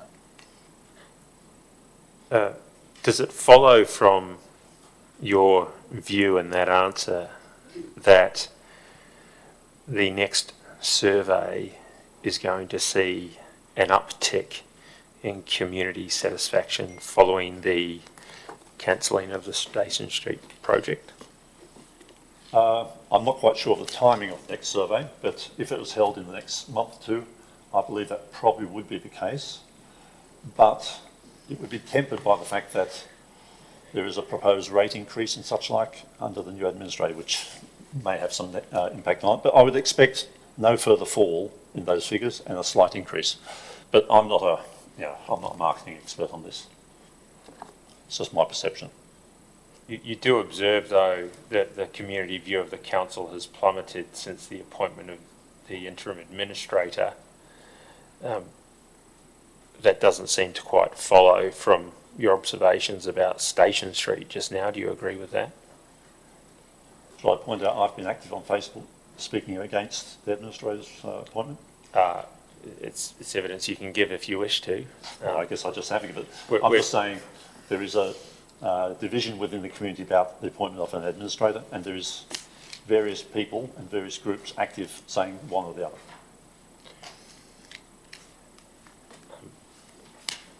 I might move on there, conscious that the behaviour of the administrator is not within the terms of reference, but it does bring us to another topic, and I might just show you one of the exhibits. I think it's Exhibit O.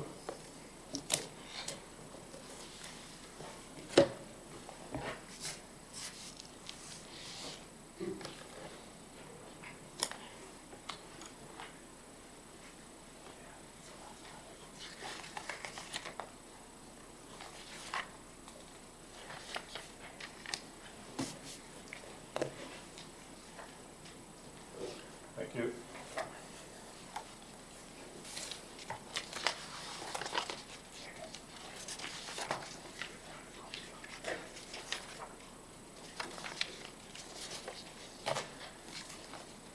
Can I take you to the last 2 pages? Yes, yes.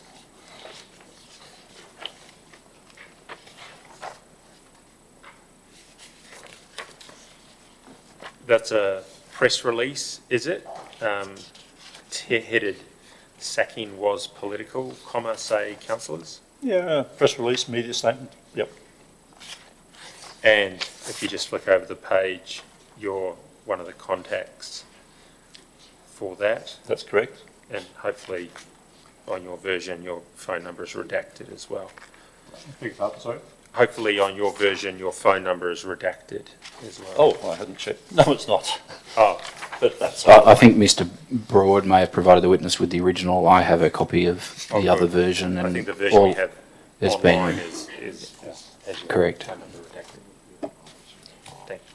My home phone number is in the phone book, so it's a contact number is public information, so it's not a problem. Thank you. We've taken the precaution for anybody's private details I appreciate to not plaster them over the internet. So that's just been done as a matter of course. Whose idea was this press release?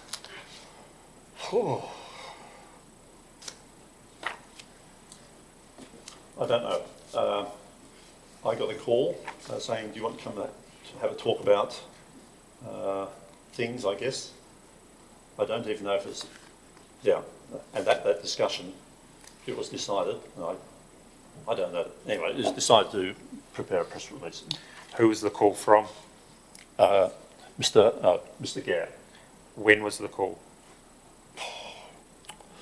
a week or 10 days before the press release, or maybe 2 weeks, no earlier than that. Somewhere like mid-March this year, is that right? Yeah, something of that time frame. And did Mr. Gare explain why he wanted to issue a press release? I'm not sure he was that keen, actually. Well, he was the person who rang you, is that correct? He rang to invite me to a meeting. And who was at that meeting? Well, the five ex-councillors shown here, plus one other. And was one of the things discussed at that meeting the idea of issuing a press release? Oh, yes, yes. Do you recall whose idea it was in that meeting to issue this press release? No, I don't. Do you recall the purpose of this press release? Purpose? That was very interesting, because interesting question, because that was the question I asked. What is the purpose of the press release? There were two possible answers, and I do not believe there was a clear decision on this. But there were two things I could see that could have been the reason for the press release. One was to try and explain why councillors were dismissed and recover their reputation a little bit. That was one possibility. And the other was, I was actually saying, I'm not sure, I said basically words to the effect that I'm not concerned about my reputation in the Shire, I'm not running again, etc., etc. So I wasn't quite sure of that, but I did say, and I remember this was an email exchange post the meeting, saying I'm happy to go with it, even if I don't think it's going to make any difference to one's reputation. Were you involved in the preparation of the content of this press release? Oh, I saw the draft and I think I made some suggestions. Was this press release the product of each of the five suspended councillors or 4 suspended councillors and you contributing to it? Through a draft process, but I don't know where the first draft came from per se. And the press release was then issued on the 3rd day of this inquiry, March 30, 2022. Is that right? That's correct. And I sent a copy to a Facebook site, a local Facebook site. Do you recall whether there was any discussion amongst the 5 of you as to when this would be released? Yes. I think it states embargo till Wednesday. Yes. But I think it was supplied to some, I think I didn't actually distribute it. I think it was supplied to some media outlets before that date with the embargo in place. Do you know why then? Why not 3 weeks ago? Why not 2 weeks ago?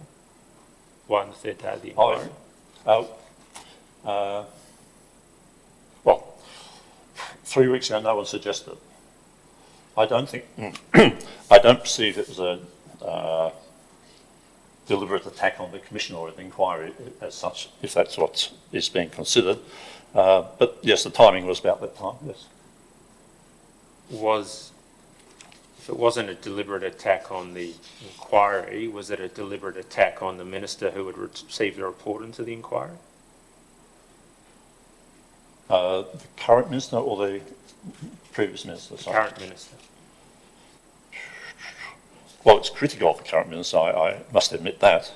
I'm not sure about the word attack. Well, the word attack was the word you used originally, but I'll put it a different way. Was it calculated to undermine the current minister who had received the report from this inquiry? I don't think the word undermine is what I would use. I would say it's to point out some inconsistencies perhaps, and perhaps the connection between the current minister and her previous role in which she had a major say in the dismissal of council. I think you can make that connection there. And what was the purpose? Council hasn't been dismissed. Sorry? Council has not been dismissed. Suspended, I'm sorry. I'm sorry, yeah. What was the purpose of pointing out that connection? To your understanding? I can read into what the purpose is, but I commented on the draft, but I didn't word it. But it would appear to me the purpose is to basically point out the fact that there may be some conflict of interest in having a person who actually recommended the suspension of council to actually reviewing any further recommendations impacting this council.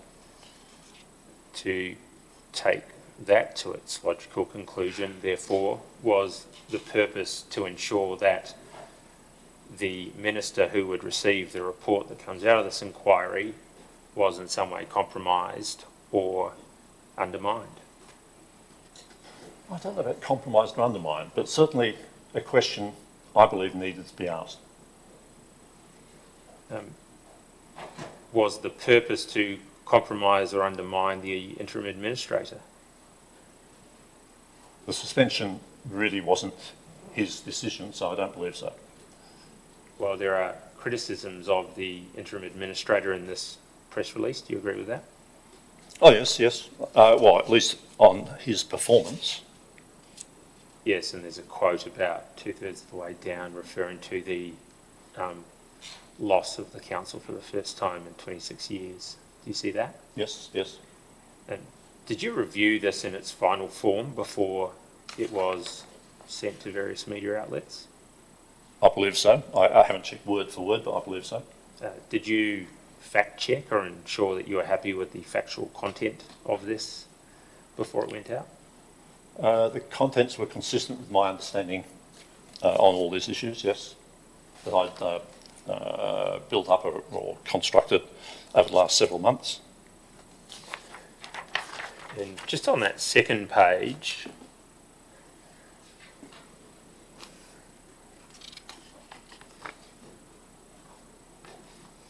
it refers to quotations, the inquiry needs to examine whether the administrator has breached the code of conduct on numerous occasions, particularly regarding his involvement in staff operational matters and the major decisions made behind closed doors without accountability or transparency, which is a quote ascribed to Mr. Gear, I think.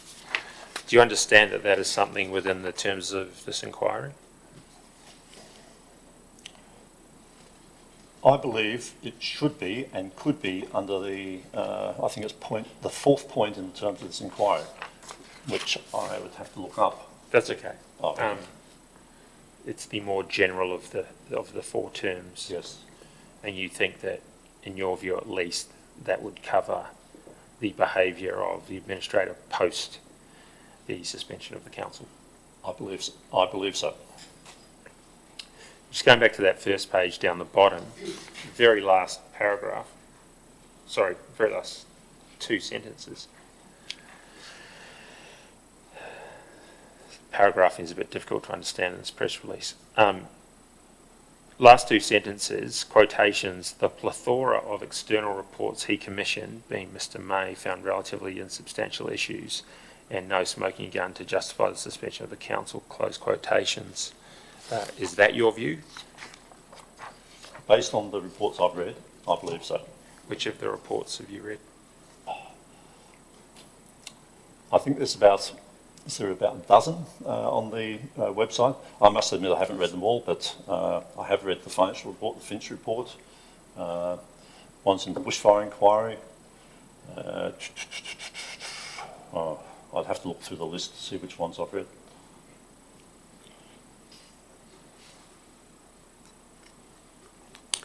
And that reference to a smoking gun referred to, do you understand that that was the purpose of this inquiry, to find smoking guns? No, I don't believe that's the purpose of this inquiry. My personal view is the inquiry, I don't know if this is appropriate, I think it's been very well run, etc. The recommendation will come out. As far as I'm concerned, the issue will be that the person reviewing those recommendations basically is the person who, or a person who had a major influence on suspending the council. I'm not sure that was Councillor Sisting's question. Perhaps just I'm sorry. focus on the question that's being asked. Yes, the question I asked was, did you think it was the purpose of this inquiry to find smoking guns to justify the suspension of the council? No. So at least in that particular compound sentence, you disagree with Mr. Gare.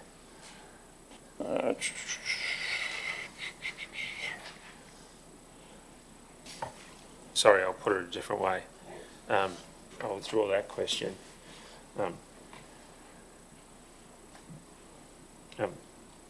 Do you think what Mr. Gare is saying there is that the purpose of this inquiry is to find a smoking gun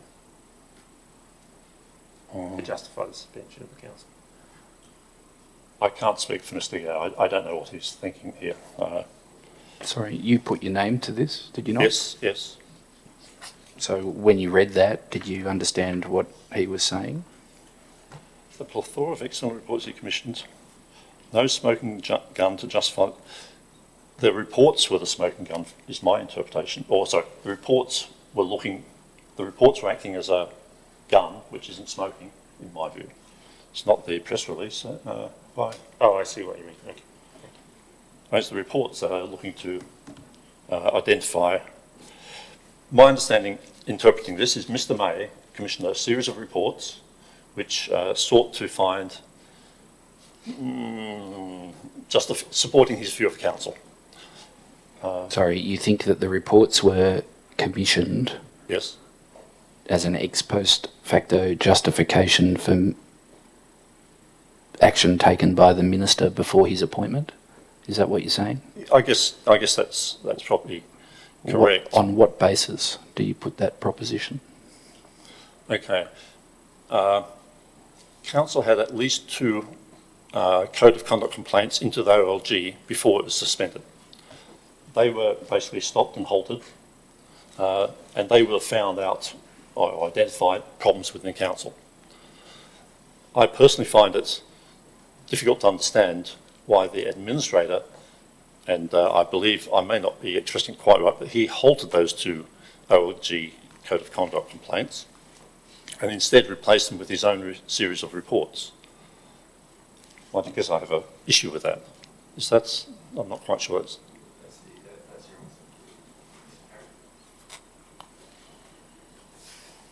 sorry, do you want to rephrase the question then? No, thank you, you've answered. No, at least you understand.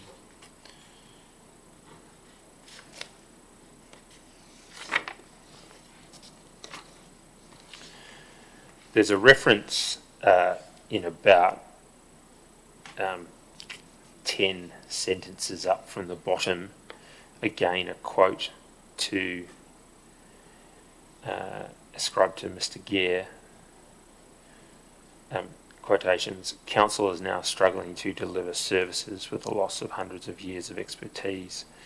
Do you know what services he's talking about there that are struggling to be delivered? I don't know what he is referring to specifically, but I do know that in the financial area, there's been some, well, the financial performance is not what it used to be. There's problems getting staff. What does that mean? What does that mean? Financial performance isn't what it used to be. Okay. Council is assessed financially by a set of benchmarks or dashboard type reports every year by the Auditor General and what have you. In past council terms, they've always been receiving a tick as everything is okay. But it's been reported in the media quite widely that council has suffered a small loss of, a loss and deficit for the first time in many years. In addition, there's talk of actually increasing the rates over and above the defined level to address future planned expenditure. And this appears to be due to a rather high expenditure of council on things like paying out staff and such like. What's the basis of your understanding of those matters? Of the actual figures, or? You've just given some evidence about what you think is driving that. Yep. How did you come to form those views? Well, it's been reported. It's also been stated in some of Mr. May's community reports that he does every month or so. And Councillor Assisting's question was directed to the services that Council is struggling to deliver. What services is Council now struggling to deliver? Well, the clear one, the huge obvious one, is the DA lead times. They've blown out enormously. Anything else? Well, one could say filling in potholes, but it's a bit hard to compare because to compare one weather event with another weather event is quite difficult. Well, I don't. When you read this, did you have filling in potholes in mind? No. Not particularly. So when you put your name to this, what services did you understand were being directed? The time to answer phones, getting no return phone calls from staff. Do you think that's deep? That you think that is a new situation? I believe it's getting worse. I've been told that by members of the public. What else? Were these things you thought about when reading this document? Yes.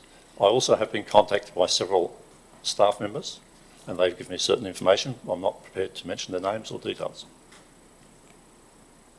Yes, thank you.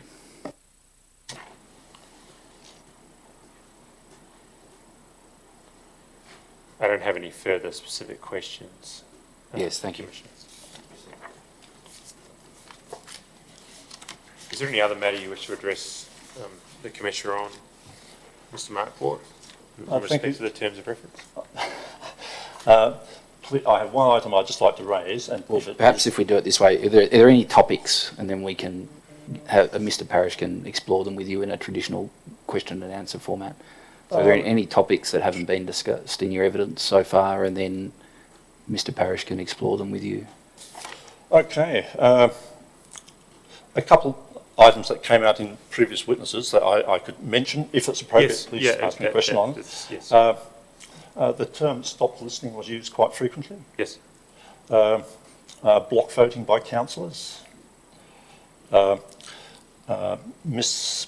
Sandra Jones talked about briefing sessions for the Friends of Wingecarribee.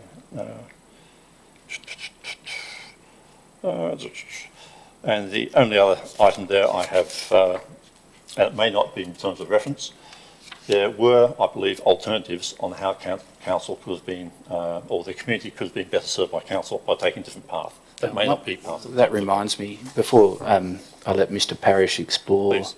those matters with you, do you still have Exhibit O? That press release? Oh, yeah. Do you still have that? I'm sure I do. I think it was just... Mr Broad, perhaps some of the material could be taken away from Mr Marquart so he's not encumbered by folders. Oh, That makes it a bit more comfortable for you. that's the press release. No, you hold on to the press release. If you just turn that up, that last topic that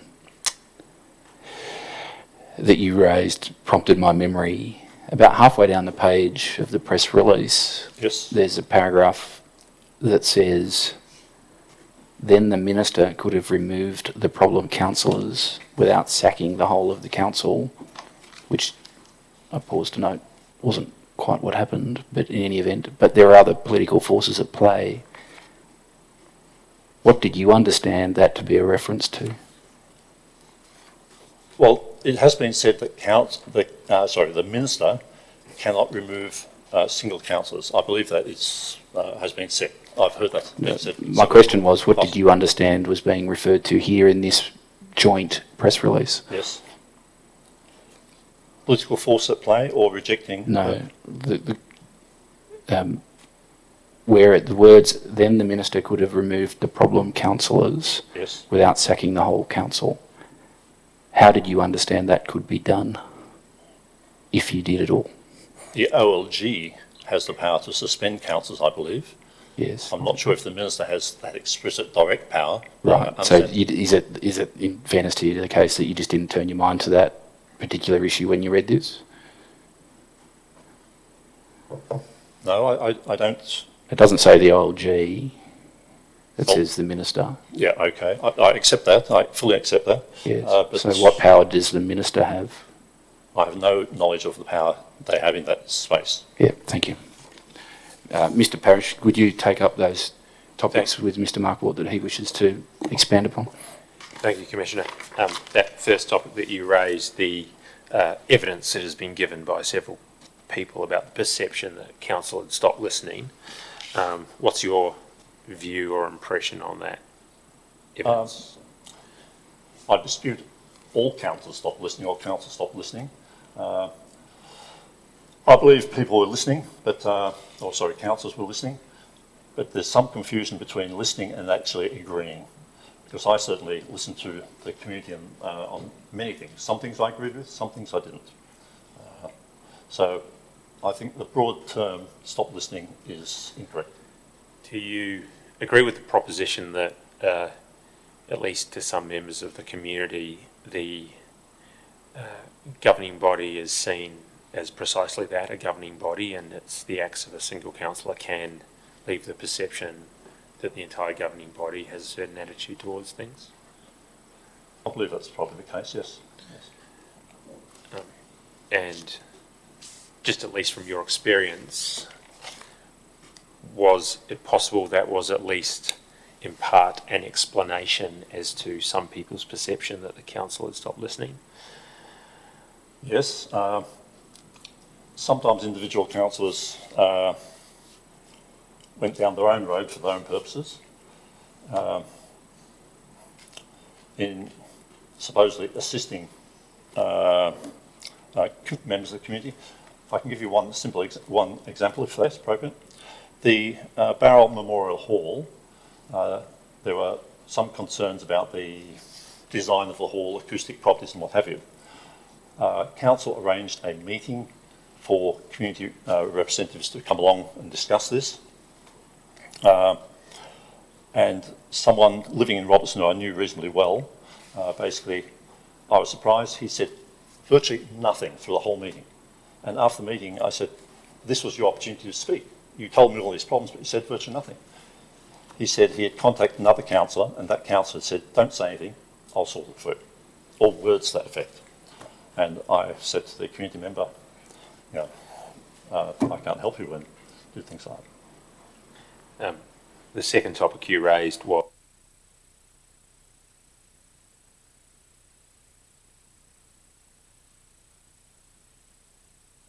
happening. What would you like to say about that? I can understand the perception. When people look at one or two issues only, you can gather that perception because councillors tend to vote on the same thing in the same manner. But I can say, certainly in my case, I made no agreements outside that first mayoral election to vote for this if you vote for that. And I do know at least one other councillor did the same thing. And in my first year on council, I received a little abuse from various councillors on both sides of the spectrum. So I think I must have been fairly balanced. The next topic you raised was briefing sessions, and tell me if I'm wrong, but... And Mrs. Jones? Pardon me? Mrs. Jones? Mrs. Jones, yes. I watched that online, and she expressed a lot of unhappiness and felt councillors were treating her, I think, with disrespect or something because they had their back to her. Yes. Those sessions were briefing sessions, and much as they're arranged here, the audience faces the back of the key players, such as the gallery here. The briefing sessions are basically for councillors to be updated or ask questions prior to a council meeting. Occasionally, external organisations were invited to present, which the FAWAS chairwoman did, I believe. How and what she describes that meeting to her members is not a council issue, it's a FAWAS issue. And I'm sorry Sandra was upset by seeing people's backs, but that's the arrangement of the room. Do you think, on reflection, given the evidence of Ms. Jones, that when you are having briefing sessions and members of the community are included in it, that some other layout is warranted, or? It wasn't a Q&A meeting as such. Councillors are, in those, customarily permitted to ask one question because it's recognised not a Q&A, it's not interactive. It is basically a presentation from FAWAS, in this case, here's this information, we would ask one question and move on. I think the expectations of Ms Jones was a bit different. It would be ideal if we had the flexibility to change it around, but as you're aware, council chambers has had major refurbish, and we struggle to be fit for purpose in some instances. So I apologise to Ms Jones for that. I remember that meeting clearly.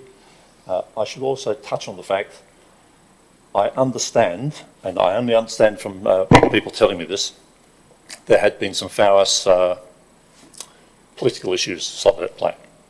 Yes,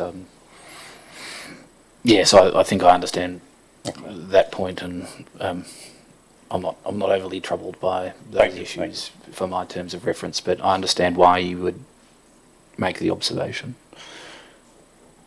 Thank you, Commissioner. Was that all? Was that the only? There was one for the topic. Yes, I'm sorry. I think yes, I'm sorry. Dipped outside the terms of reference, so I'll leave it at last one. Right. Thank you. One thing you did say, which I just finally would ask you, is you made the point that there's a difference between listening and agreeing. Yes. Is what you're referring to there the idea that a consultation process doesn't carry with it the outcome that you will take the feedback and then follow the feedback?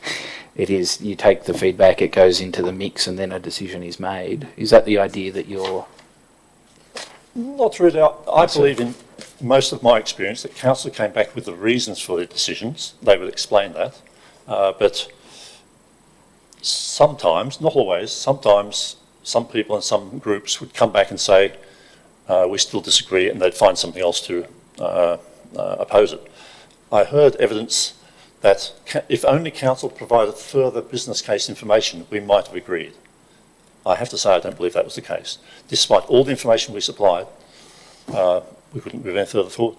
The fact, though, that there's this, I'll call it tension, trying to find a neutral word. I agree. Tension between a section of the community and the council on a particular subject. And I accept the proposition that governing bodies of all kinds will make decisions which are unpopular. Yeah. I personally believe that is a function of the role. But where there is a tension between a group of the community and the governing body and the organisation, treating them separately, but for this purpose, do you think that the fact that it exists signifies that, well, something needs to be done to try and bridge this divide, even acknowledging that we may never be able to agree. I agree with you, and I think council was at, I'm not sure what the word is, but they didn't know what steps to take. I believe they did everything, they tried to do everything and beyond, and they worked very hard to do that, but they still were not making progress. It certainly wasn't a deliberate thing to annoy the community, whatever. We all sought a favourable outcome, but we just couldn't get joined together. I don't know how that could have been done. Yes, My perception. yes, thank you. Are they all the topics, Mr. Yes. Parrish? Yes, thank you. Mr. Marquart, thank you very much for your attendance this morning. I appreciate you coming along and giving some evidence. Thank you very much. You're excused from further attendance under your summons, but as a former councillor, you're free to stay in the room should you wish to do so. Thank you, and I'd just like to thank everyone here at the inquiry for all the work and effort you put into it. I've been very impressed with some of the questioning, although a bit painful occasionally at times. And I'd also like to just throw in a word of thanks. I know it's a bit of a aside for the council staff who've been delivering the services through these difficult times with the inquiry, suspension and the rain. I think the council staff deserve a lot of thanks for their efforts. I'm sure that will be well appreciated and drawn to the attention of those who can disseminate that should they wish to do so. Thank you. Yes, Mr. Parrish, shall we roll on to our next witness? Yes. Next witness? The next witness is Juliette Cartwright. Arkwright. Yes. Pardon me.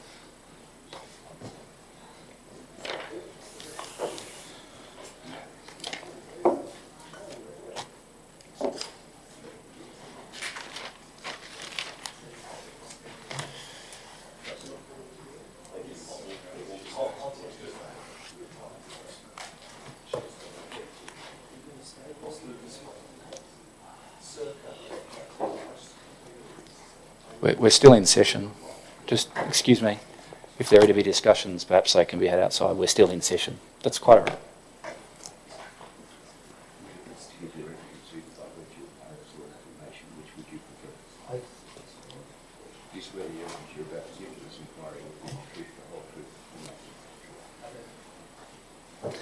Thank you. Please have a seat, Mr. Parrish.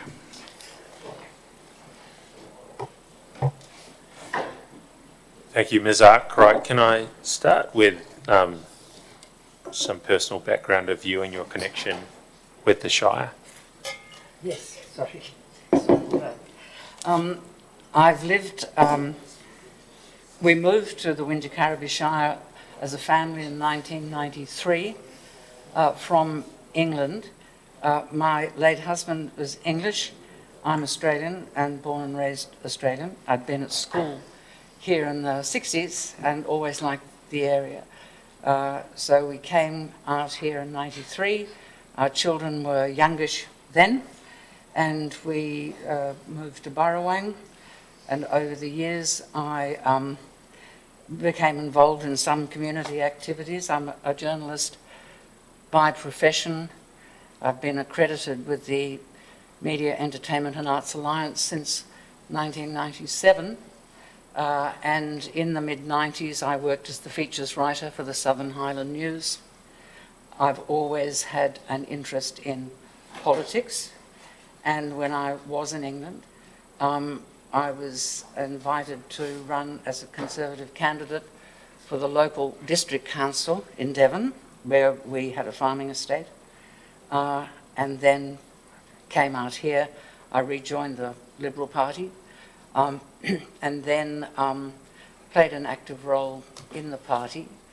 And in 2008, there was discussion to reintroduce a Liberal ticket, an endorsed Liberal ticket for the council, and I was chosen by the party to lead that, and consequently was elected and brought one other person with me with this rather complicated and somewhat Byzantine voting system.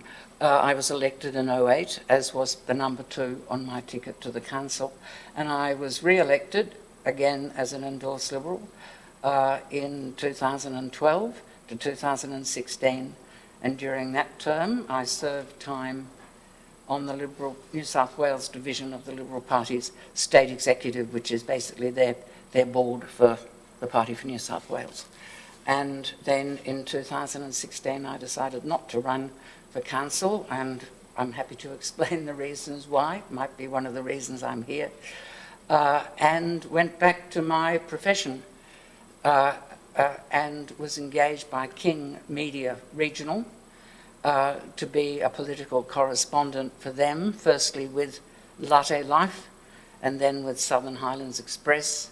I then later set up my own Facebook column called Arced Up, and I suppose I'm in a unique position to report on the term of the 2016-2020 council, because I attended pretty well every meeting here in these chambers up until the time that it was switched to Zoom, and then followed it on Zoom, obviously because my Arc Up column required me to keep abreast of what was going on here with the council. So basically 8 years first-hand experience of the Wingecarribee Shire Council. Sorry, can I just clarify something you said after 2016? You went back to your profession. Were you referring to journalism there as a journalism? Yes. Okay, thank you. Yes.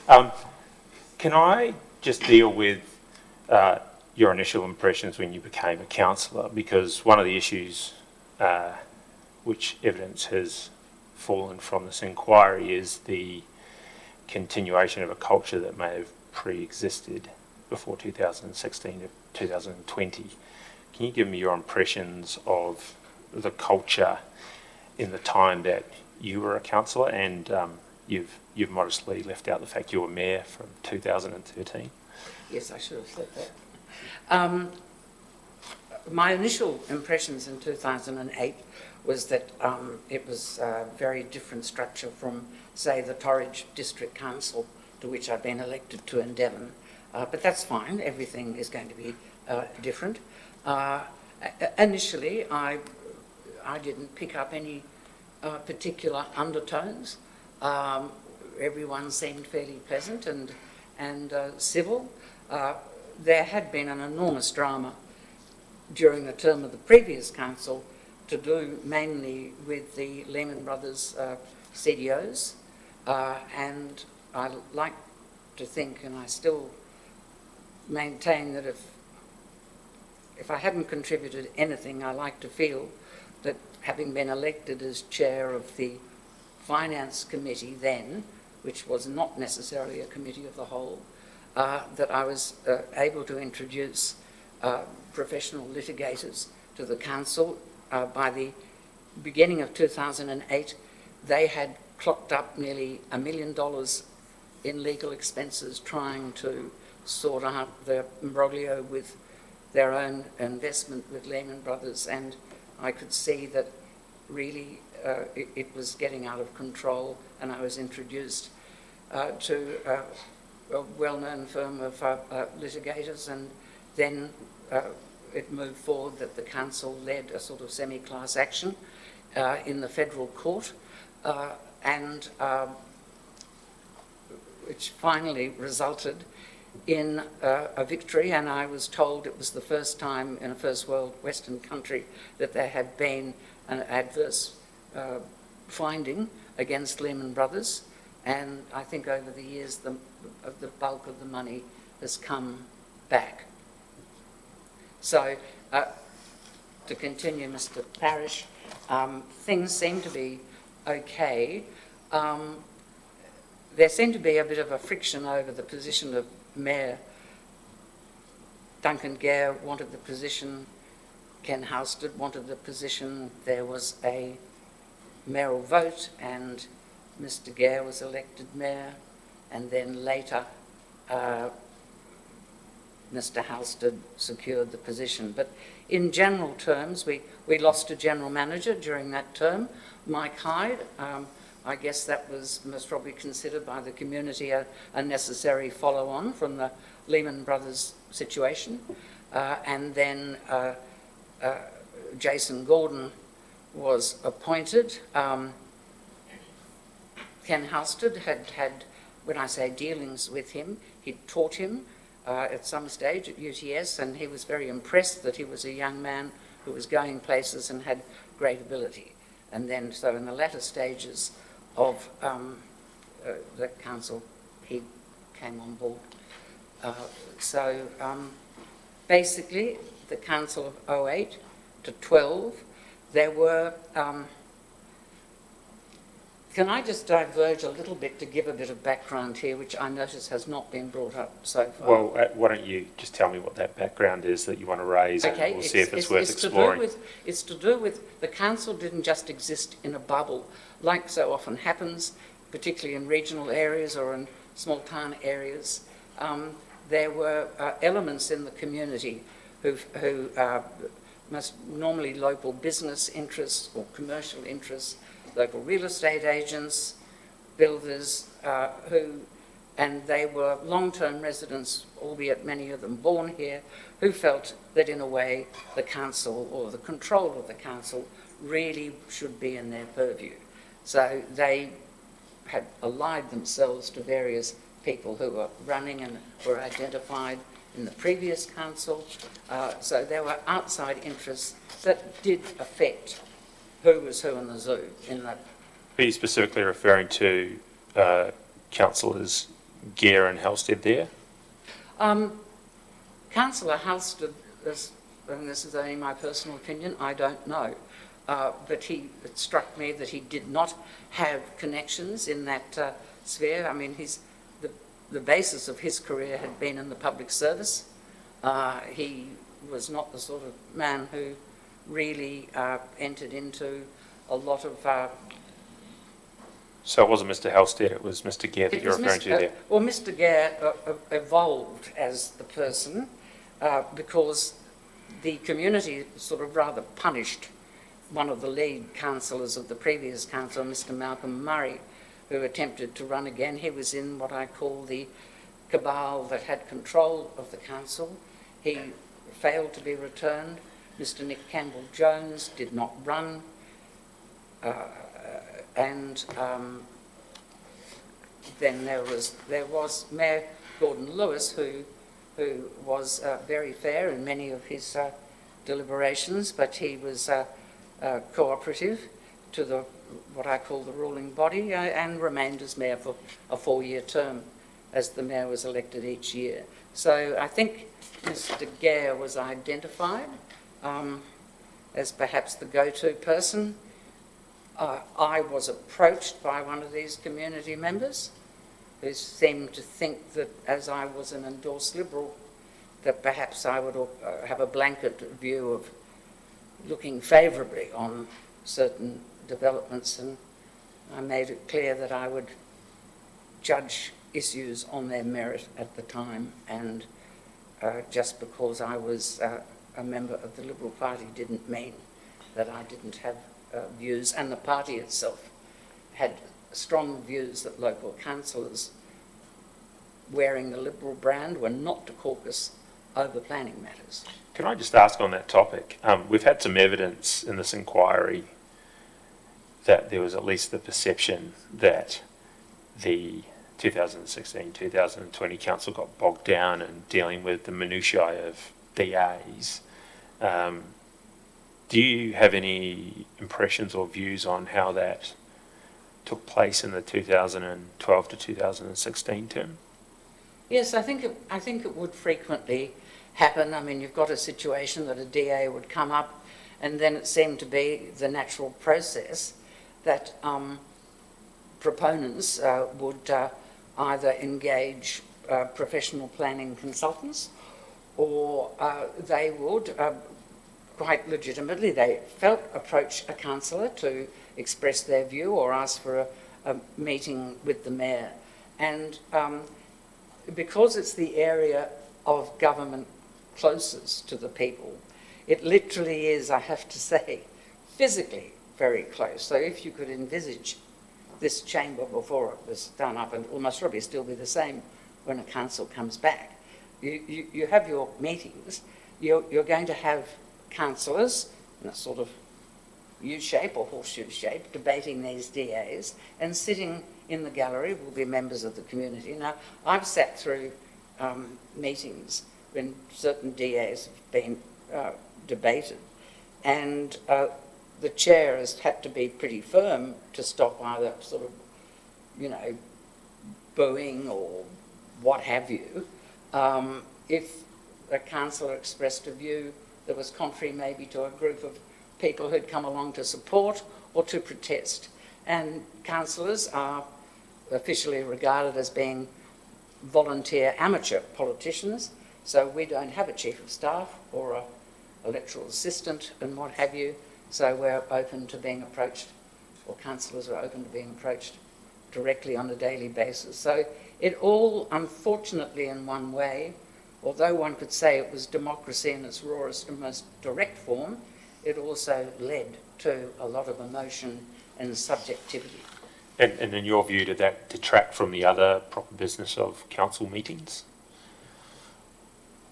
Not wildly in the 08 to 012. In the 12 to 16, I think it did, because there always seemed to be people with agendas, and that became very apparent in the 2012-2016.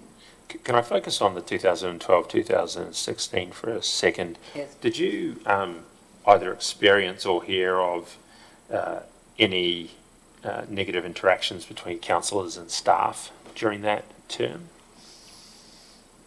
Yes. Can you tell me You want me to? about Yes. There was one particular councillor who felt that he had the right to deal directly with staff and express his views. He was a man who'd been in business here all of his adult life.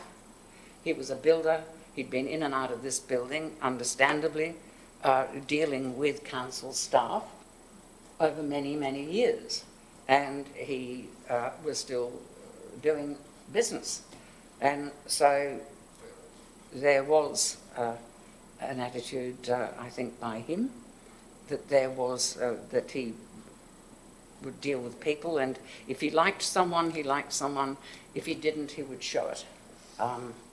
There was also the perception that in the case of Mr. Gare, he'd been here a long time.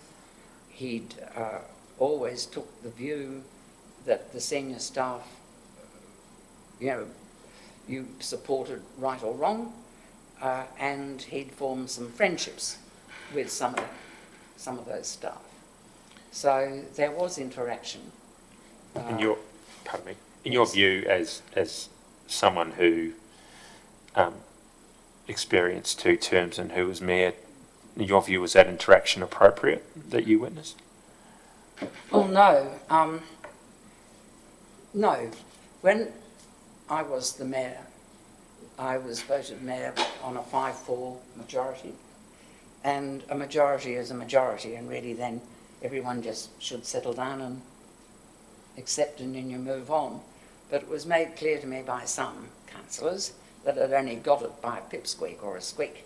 I also began to develop the feeling that even though I was the mayor, somehow I wasn't regarded as the main councillor player by certain senior members of staff. I'm not quite sure that answers the question I asked. I was asking whether the interactions that you witnessed or heard about between the particular councillor you were talking about and senior staff was appropriate in your view. Well, certainly when it was a case of, with the particular councillor who was aggressive, I didn't think that was appropriate. I mean, at the bottom line, in any professional dealings, I passionately believe this, that civility is a must, and I didn't observe it. But on other occasions with other councillors, and I noted this a bit with with Mr. McLaughlin, I always get a little bit wary when I see people in that sort of situation, professional public servants and elected representatives, and they're invariably men all calling each other mate.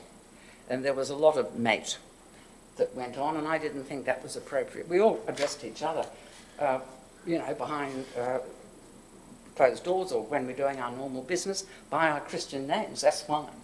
But, the mate business started to be a bit obvious, and so I felt uneasy about that, and I didn't actually think it was professional or appropriate.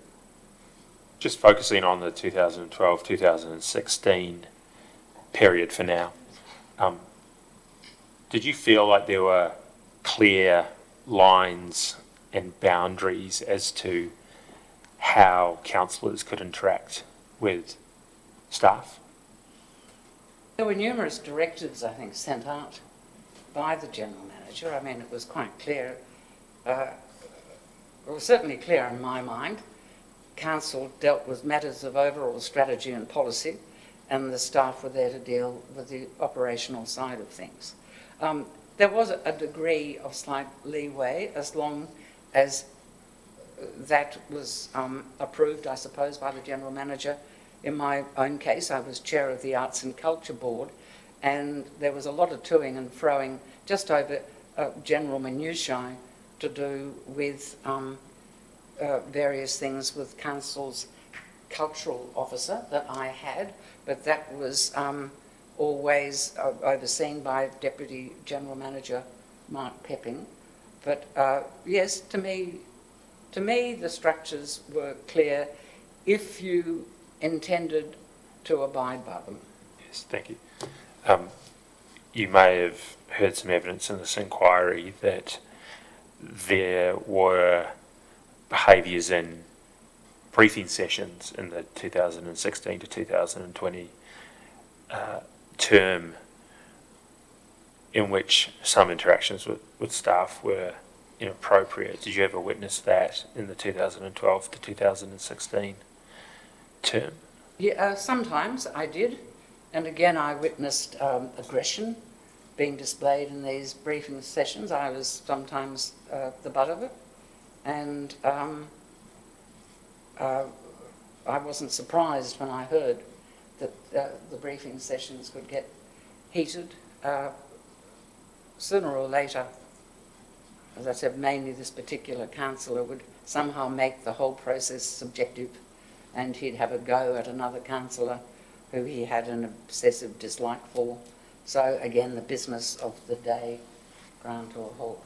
Was that councillor the antagonist? Was he re-elected in 2016? He was indeed. I can elaborate further a bit on that. If you wish. Simply that when I decided not to run, the Liberal Party also decided not to have an endorsed ticket, and it created a vacuum. And I think, looking at the figures, there were two councillors that benefited from that, two candidates, and one was Duncan Gare and the other one was Councillor Gary Turland, whose electoral material was completely in Liberal Party livery and mentioned about liberally thinking.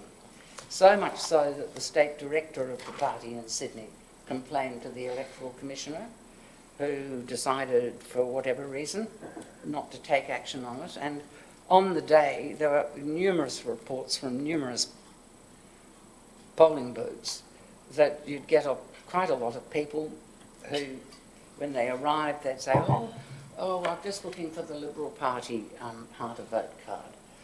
So yes, that had a bit of a fallout. Thank you.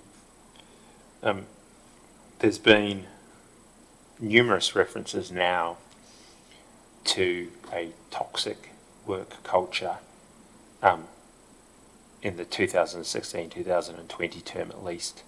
Can you give me your impression of whether there was any toxicity in the 2012 to 2016 term? Yes. And I should say whether at the council to council level or the council to staff level. At a councillor to Yes. councillor level, there was, and it all again focused. It focused on a councillor, John Uliana, who was elected in 2012 to 16 and did not run again in 16. And there was a completely, in my opinion, subjective, I use the word vendetta advisedly, but I think I am recorded in the minutes somewhere of accusing Councillor Turland of conducting a vendetta against this man. There were 36 notices of motion and questions with notice from Councillor Turland directed at Councillor Oleana from the period that I was elected mayor in September of 2014 till about July of 2014, when I had lost a majority. I knew I'd lost. Councillor had sort of switched, and so I knew I wasn't going to run as mayor again, and I knew I wouldn't be elected. So I asked my PA if she would research and download, which she duly did, and I felt that was outrageous. It had weaponised council proceedings, that the business of the day was not being done. I did speak to General Manager Jason Gordon over this. He's a very nice man, but I got the feeling that he was hesitant to do anything. I said to him, you are the General Manager, you set the agenda. Surely you must see the amount of staff time and money that is being wasted on these perpetual motions and questions, and it is inappropriate and unseemly and is not giving value to the community. And he sort of more or less shrugged and said, well, in legal terms it is still perfectly permissible. So that was an example of toxicity. The other one, I regret to say, happened to me twice for whatever reason. I'm wary about sort of getting up and banging a traditional feminist drum here, but I will say I think I was perceived as the inconvenient woman who wouldn't toe the line. And I did have trouble. I had one incident that I reported to the police, who wished to prosecute. And in the early stages of my term of office, I perhaps unwisely said no, because I felt that it would result in a complete breakdown of the council. That was at the beginning. And this was from another councillor, the behaviour, not the to staff. me. Yes.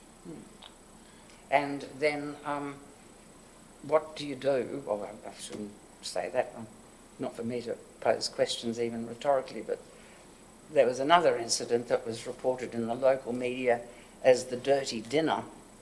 And that was, and it ended up on the ABC radio in Sydney. That was at a dinner of 5 or 6 men, a couple of councillors and some other community members. And it was reliably reported to me by a man who was witness to this at a Chinese restaurant in Barrow with his children in tow, that they were dining and drinking and talking about council matters. And one of these councillors referred to me, and then Councillor Holly Campbell at the time, by name as those effing C's. And I mean the word C. Accepting that there are no females on the current suspended governing body, in your perception, and I'll come to the meetings you observed soon, did that council culture extend into this 2016-2020 term? Look, not noticeably so. I mean, there was never any publicly sort of bad language on show. It's just that it's interesting, and I've discussed this with some people who are sort of into this sort of thing now. It's interesting how the mindset slightly changes. Even when I was there in my first term, I was the only woman, and then in my second term there was Holly Campbell. There was a slightly different attitude because there were females there. It became very matey, except for when they decided to gang up against one councillor in this last council. So it did have a sort of blokey perception to it, but nothing that you could say was rampant, but it was there. The types of conduct you've just described, What sort of impression did that leave with you? I mean, did that leave you feeling disillusioned about the council process? And the I felt very upset and depressed about it because I have a great interest in governance, and I felt that the governance was fundamentally flawed here, and that democracy was not being served. And although, in my own personal view, I think there are areas of local government in this state, and most probably areas of local government throughout the Commonwealth, that local government needs to be looked at more carefully. I felt very depressed. I mean, obviously some of these attacks were personal. Some of the meetings that I chaired would go on for 4 hours. And when you know that you're about to chair this and you're going to be looked at for every little minute perhaps weakness or not following procedure, points of order being made, it left me rather exhausted, and it was the reason I didn't run in 2016, because by this stage my children were adults, and although they were always very supportive of me, they finally said, look, we want you to live. And I was starting to develop health issues. So, yeah, it was the attitudes and the failings and just the general scenario. It was building to the, what was the word that Mr. May used the other day? A fiasco, I think he used. debacle, I think. Debacle. I knew it was along those lines. And I think that's synonyms. yeah, and it was building in that term. Yes. I wasn't in the least bit surprised. As long as you have the same old system going on and being re-elected, yes. And the staff too, there was an issue over staff.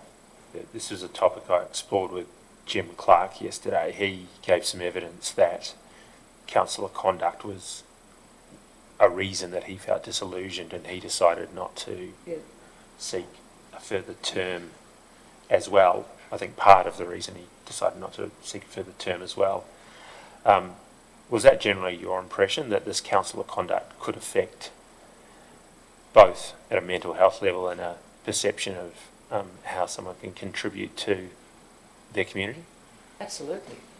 Absolutely. I said certainly it was a reason why I just thought that I would be on a hiding to nothing, and I can respect what Jim Clark said. He was is a very decent man. We have two separate political philosophies, but I think he and I were an example of how you can work together beneficially for the community if you conduct yourselves in a proper manner with each other, and you have the community at heart. I understood. It resonated with me when he said that yesterday, and I felt the same. But to be honest, I could see when I saw who was elected in 2016, I just knew that the problems would continue and maybe even grow, which they appear to have done so. Otherwise, I guess we wouldn't be sitting here. Can I ask the next question, which I think I asked Mr. Clark, which was, do the way councillors treat each other and interact with the community mean that if that interaction is negative, it dissuades people who have the energy and commitment to contribute to their community from standing to be elected? I think it certainly did in 2016, because when I analysed or looked at the tickets, there was not one ticket in 2016, not one ticket that was led by a woman. There were some women featured on some of the tickets, and I think there were 2 women who ran below the line. But really, again, because of this complicated voting system, their chances were very little, and none of them got elected. And anecdotally, I was often approached, or people would bump into me in the supermarket and what have you and say, oh God, who'd want to run after what happened to you? So that's not just something you experienced personally, it was information you heard in the community about dissuading people to contribute to Yeah, a general to the perception. community? I see the Commissioner looking at a certain section. Is there any? No. No. I was just looking at the tickets for 2016. Oh, Yes. sorry. I hope I was right. I'm pretty sure I'm right, Commissioner. There You are are. some women below the line. You are correct. Yes. The lead candidates in each of them were men. I see the time. I'd propose to push on at this Yes, stage. Ms. Marquart, I appreciate you've been waiting to start your evidence. You comfortable if we sit on past 1 o'clock? Oh, yeah, Yes. absolutely. Yeah, I take it you'd prefer to get it over and done with rather than have a break and then start again? Well, yes, I would. Yes, that's quite all right, yes. But, I mean, but I don't want to. No. I mean, I'm happy to sit here for as long as it takes, Commissioner, but I feel that we're all here. No, I- We might as well press on. Yes, Yeah, I do appreciate, as I've said, Yes. to a number, you may have heard me say, if you've been here or watching, that I do appreciate answering a summons is an inconvenience, so we'll try and minimise it as best we can. No, that's all right. Let's proceed. Can I turn now a bit more specifically perhaps to the 2016-2020 Council? Yes. You observed in your capacity as a journalist, and I presume as well as an ex-councillor and mayor, most of the meetings, is that correct? Yes. Both online and in person before the pandemic, is that correct? Yes. Can we start with just your general impressions about, firstly, the conduct of councillors in those meetings? It all started fairly reasonably. Ken Halstead was duly elected mayor, and I think the OLG had introduced a system that if you had a mayor elected by colleagues, instead of serving a 1-year term, it would be 2 years. So that meant Councillor, well, Mr. Halstead was there for 2 years, and at the beginning, it seemed to be okay. But then one could see the various sort of it had still had a slight 5-4. If I remember correctly, Mr. Halstead was elected 5 votes to 4, and Mr. Gare got the 4. And I would add something that I realised only the other day going through papers, that from 2008 to 2016, or no, 18, or pretty well up until suspension, Councillor Gare nominated to be the mayor every single year. It was like he was the permanent fixture going forward, even though some others, so that was the dynamic of the contest. So he dipped out at that stage, and Mr. Halstead, I think, made every effort, certainly one could observe at meetings, to try and be as inclusive as possible, practically to the detriment of allowing certain things to slip under the radar, which perhaps he should have pulled people up on. But I could see that his intention was to try and introduce a degree of collegiality and camaraderie to his councillors. But then things deteriorated after that. And one particular councillor, Ian Scandrett, they started to gang up on him. I mean, he was a man who, they say that every board should have someone who asks the difficult questions. Well, I guess he was that sort of guy. And it might have been irritating to some people, but after a while, the voting pattern began to look pretty awful. It would be 8-1, 8-1, 8-1. Can I just go back to your reference to Councillor, at that time, Mayor Halstead, letting things slip under the radar? Are you referring to council meeting procedure and conduct in the council meetings? No, he was very up on, and he prided himself on knowledge of council procedure. He had campaigned.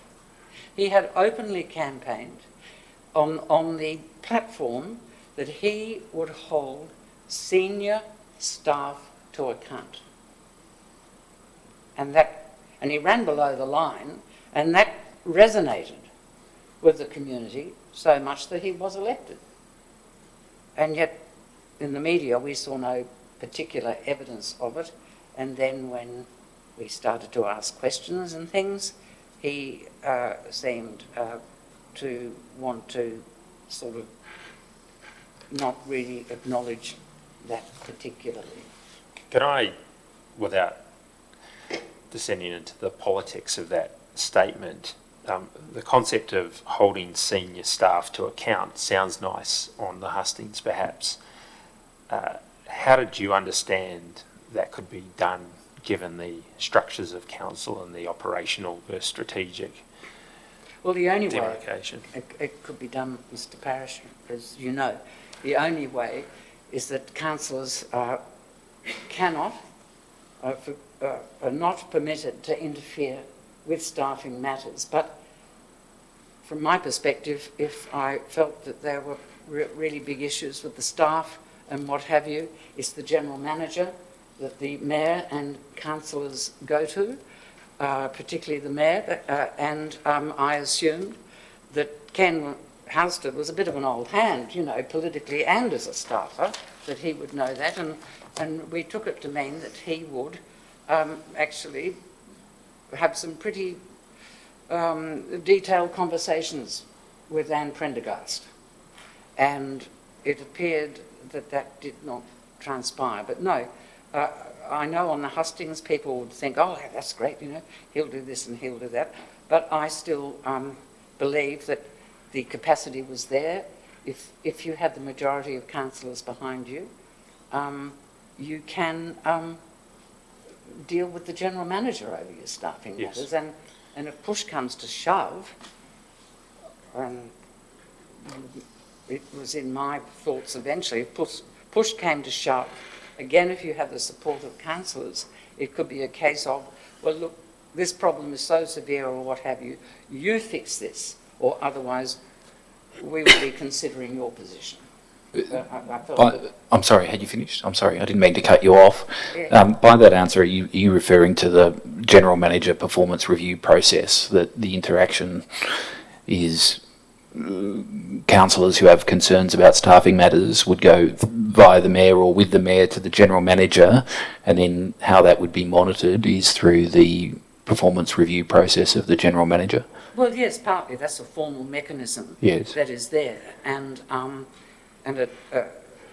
it seems to me that it's a mechanism where obviously the general manager presents his or her case and provides evidence as to their KPIs, etc. But equally, if there were issues with other senior staff, and there were issues with one or two senior staff in this organisation, one would bring it up with the general manager, Yes. particularly in that form. Yes, I understand. Thank you. You talked about a degeneration of the council. Do you recall when that was, very roughly, in the last In term? the last council, Yes, in the last council. sorry. I think the Station Street, and we've heard it, the Station Street project started to bring problems to the fore, and so things started to get fractious. Again, it was mainly only for at least the first 2 years of that council, the only councillor that in debate did question the efficacy of the plans that were going forward was Ian Scandrett. And there was an attitude towards him that somehow he was a bit of a traitor to the rest of them. But once Duncan Gare became the mayor, the attitude to the community by the council started to harden up, and it was a case of, well, we're going to do it anyhow, so, you know, you've said your little bit, but we're telling you what's going to happen. So things started to get fractious there, and then one of Councillor Gare's main political allies, who was his deputy mayor, Mr. Gary Turland, for whatever reason, he decided that Station Street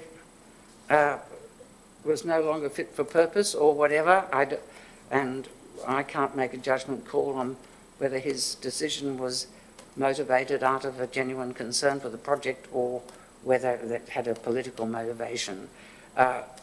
He then started to break with Councillor Gare because there was another undercurrent to do with all of this. The pair of them had launched a defamation case in the Supreme Court against a member of the community who was, I suppose, a freelance sort of a photographer, a satirist. Finally, I think it was Justice Gibson who said it shouldn't even be in the Supreme Court. It was moved to the District Court, but it resulted in. I think there was a jurisdictional issue It where is. So you have to go to the they fell Supreme. apart over that. Yes, you have to go to the Supreme Court to get certain relief, and if it's transferred to the District Court. But I'm aware of those Yes, something, proceedings. yes. Yes. So that was, I think they fell out. And then when that happened, things started to get really fractious. And I said the Station Street issue, and I've listened to witnesses speaking about that, and I followed it very, very carefully. And there were derogatory, in real time I was shown the Peter Nelson correspondence by Mr. and Mrs. Wilson. Yes. At the time. And I have to say I was shocked at that because the inference of putting a letter into your letterbox is a case of saying, you know, like from a movie, I know where you live. But the community were very concerned about it, and then the community members who were raising the issue were not just not in my backyard people. They put a lot of effort and work and were highly experienced in planning the matters and had done a lot of research with the relevant state government bodies, and it was becoming increasingly obvious that the council were entirely separate from a general thrust going on in the community. It wasn't just a case of the odd person. It really was a genuine political groundswell. They began to appear more and more disconnected. And one of the themes that's come through from some has been that that was a noisy minority and that didn't truly reflect the community. Do you have a view on that? I take it from your previous answer that Well, look, it was wider than... I can understand that could be an argument that could be treated with a degree of reasonableness, because anyone in public life knows that there are always people around who are squeaky wheels. But I went out and about quite a lot. I mean, again, as I said, because it's an area of government, it's so very close to the people, and we're in a regional area, you can get the feel just by going to the supermarket. And people were talking, it wasn't just a noisy minority. They were a very well informed, and they were a respectful minority of educated people who were not trying to be troublemakers, but there was a genuine feeling. I mean, it was sad to think that you couldn't get a good word about this council in the wider community, and yet there were people at a middle level and a lower operational level who were doing such a good job. And I have to say that in my capacity as a journalist, writing my Arc Up column and then my Arced Up Facebook page, that I received numerous calls from all sorts of people who were either having bad experiences with their DA, former staff, even a few current staff, and this just wasn't a case of this organisation, you know, being wonderful, and yet there were some pesky people out there causing trouble. It had filtered through at all levels in the community. And was it that sense you were gaining in the community at the time limited to Station Street? I know that's a focus because it's a significant matter, but was it broader than that? It was broader than that, Commissioner. The DA process, for a start, Council had engaged, use that word plethora again, that was in that media release, had engaged a whole heap of planning consultants from an organisation called Cardno at vast expense, I mean serious expense, and they were all put up at a fairly expensive hotel, and they were paid by the hour. And I'd have people ringing me saying, you know, we've been waiting for so long for this DA that now the bank has pulled the plug on our loan. I had numerous calls like that. I had the odd call where the couple had ended up divorcing because it created that sort of trouble. And it was just felt that there was phone calls, letters and emails and phone calls to the general manager, in general terms, regrettably, were not responded to. And that came through from a variety of people, which is always a bad sign, you know, when there's no immediate response. So, no, it wasn't just Station Street. It was a perception that the council just really wasn't doing its job, and certainly at the higher levels, some people in the area said, oh, it's just a boys' club. Yes, Sanders. You know, Thank you. Can I ask you about your experience in witnessing those 2016 to 2020 meetings? Did that instill, in your view, confidence in the community, or was that part as well of the feed of dissatisfaction going back into the community? I think it was part of the fear of the feel of dissatisfaction, because again, I'd seen meetings of other councils, and I checked up on information of meetings for other councils. Goulburn, Marquart would meet, and they'd attend to their business pretty efficiently and briskly in an hour and a half. And these meetings here with this council made Gone with the Wind look like a one-page essay. I mean, it went on and on and on. They objected to live streaming for some time, but I guess what finally made it clear and started to, in a way, hold them to account was the Zoom process. And admittedly, the technology there wasn't easy for the chair to have to handle this, but to listen to the claim and counterclaim and this and that and points of order, I mean, it was not good. And confidence just sapped, it just went. And people could see what was going on, and the media, which was Latte Life and the Southern Highlands Express in particular, were reporting on this, because prior to that, there had been no, to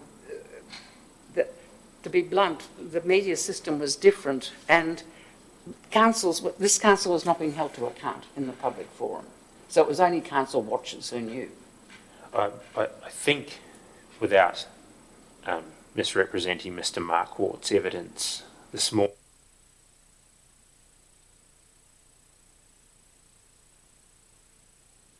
and Facebook or the use of social media enhanced the negative perception of the council in the wider community. Is that your evidence as well? Well, look, it could, but I mean, my response to that is, I mean, I can understand that.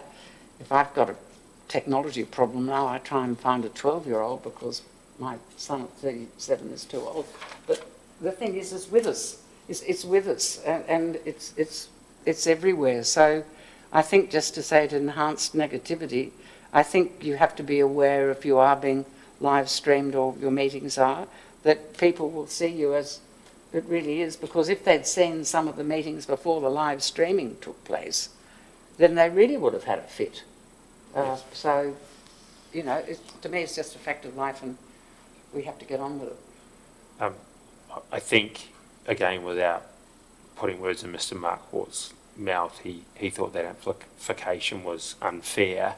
I take it from your evidence that you thought that the way that was then dispersed through the community was a fair representation of the behaviour you had seen prior to the commencement of streaming.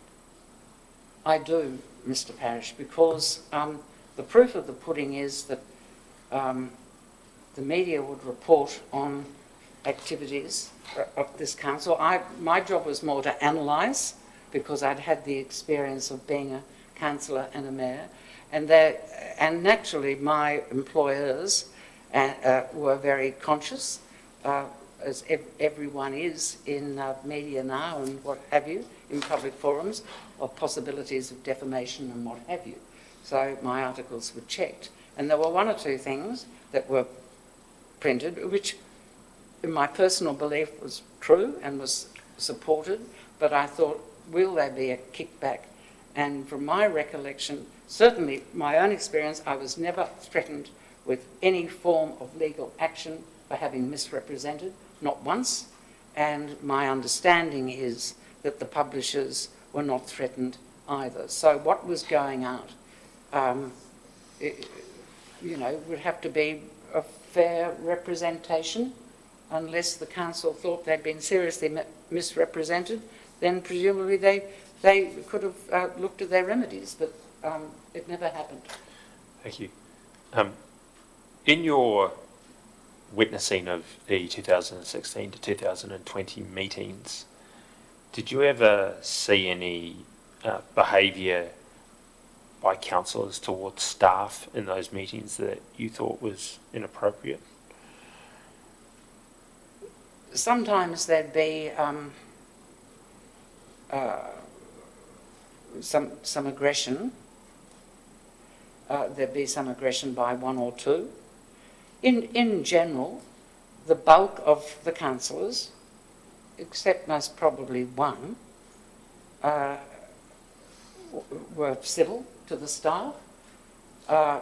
Ironically enough, towards the end, before the administrator appeared, some of these Zoom meetings, if anything, there was one senior member of staff who I thought was being singularly disrespectful to certain councillors.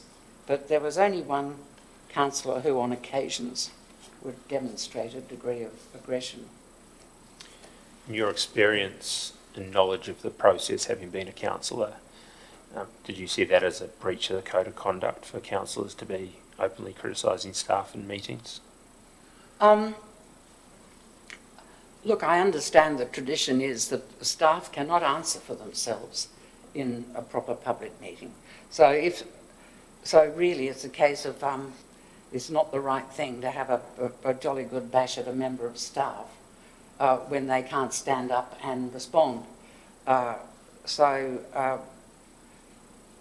In one or two occasions, I think it could be said that it got close to that, because in my way of thinking, one would take it up with the general manager later, either prior or later, if there's a staff member that one really felt had maybe possibly given a flawed report or had been disrespectful themselves. The code of conduct, though, process, Mr. Parrish, is another incident yet again. It had been weaponised in this council and devalued, and so... By that do you mean that councillors made code of conduct complaints rather out of for political reasons or for personal reasons rather than because of a genuine held concern that there was a breach of the code? Is that what you're referring to there? Yes.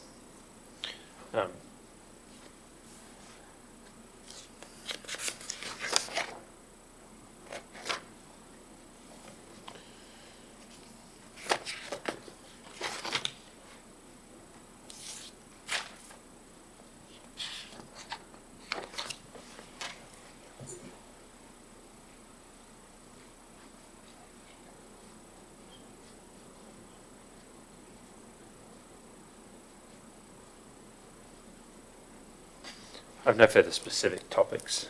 Are there any other observations you wish to address the Commissioner on that arise out of the terms of reference? Ms. Upper? Well, look, I had numerous items that appeared over the years, particularly over the last 4 or 5 years.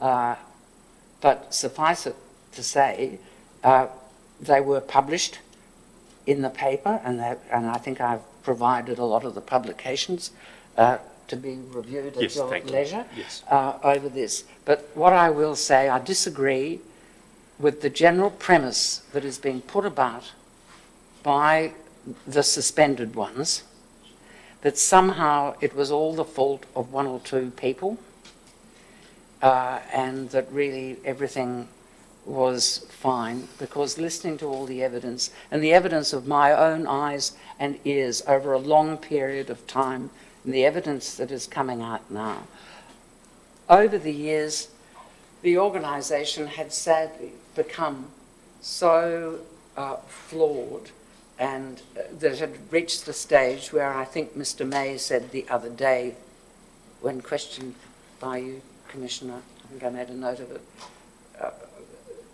could these councillors fulfil their duties if they were returned? And he said, what is needed here is a circuit breaker.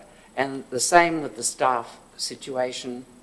You had friendships, particularly one friendship between a senior member of staff and the mayor, that was detrimental to the business of the day taking place objectively here. And the only way forward, to be blunt, is a cleansing, and hopefully there'll be a more diverse group of people who will come forward to run again, and I'm not the only person, and the feeling I get within the community is that yes, they would like to see obviously a council come back again, but please, please, not the one that's been suspended, otherwise we end up in the same situation. There's new staff. I know it means that there is a certain loss of corporate knowledge, but there are many good people who left this organisation because they couldn't take it, and they are still out there, so they should be available to the current staff if they want to sort of pick their brains. So it's my belief that this inquiry and interim administrator is the only way forward for the Wingecarribee Shire, because we are suffering hugely as a community. We're one of the loveliest places, if you just ignore the weather today, that you could live. And last week and forevermore. But it is a wonderful place to live, and yet they cannot get staff, because my understanding is that in the local government community, I mean, who wants to come to a place where, you know, it's not working properly? So really we need to be this cleansed, and we need to have the chance of a reset of different people and staff that can feel that they can operate without fear or favour, because the feeling I got, contrary to what both Mr. Mooney and Mr. Wilton said, this was not a happy organisation. This was an organisation in many ways governed by fear at middle and lower levels. And I firmly believe you can be efficient and happy. I thought it was so very sad that I saw people, good people, leave and go to neighbouring councils. And some of the stories I was told were terrible. It was a miserable place. And now, hopefully, it's finding its way to go forward. Just picking up on that and going back to something you said earlier about, I think you used the word a disconnect, that I might have misheard or got it wrong, but a disconnect between the council and the community. Have I understood your evidence correct? Yes, and it's funny, yes, you're right, Commissioner, and it's funny that there should have been that, because as I said, it is the one area of government that is the closest to the people, but I don't quite know what happened to all of them. They sort of got this sort of blinker sort of thing up, and then they'd start blaming, as the mayor once referred to them at an Australia Day ceremony, as the blow-ins. Well, that went down like a lead balloon. Sorry, tell me about that. What was that? What happened there? Oh, it was an Australia, we have a traditional Australia Day ceremony with citizenship held at Berrima every Australia Day, and it must have been 2018, I think, when Duncan Gare was elected mayor after Husted, and his deputy mayor was Gary Turland,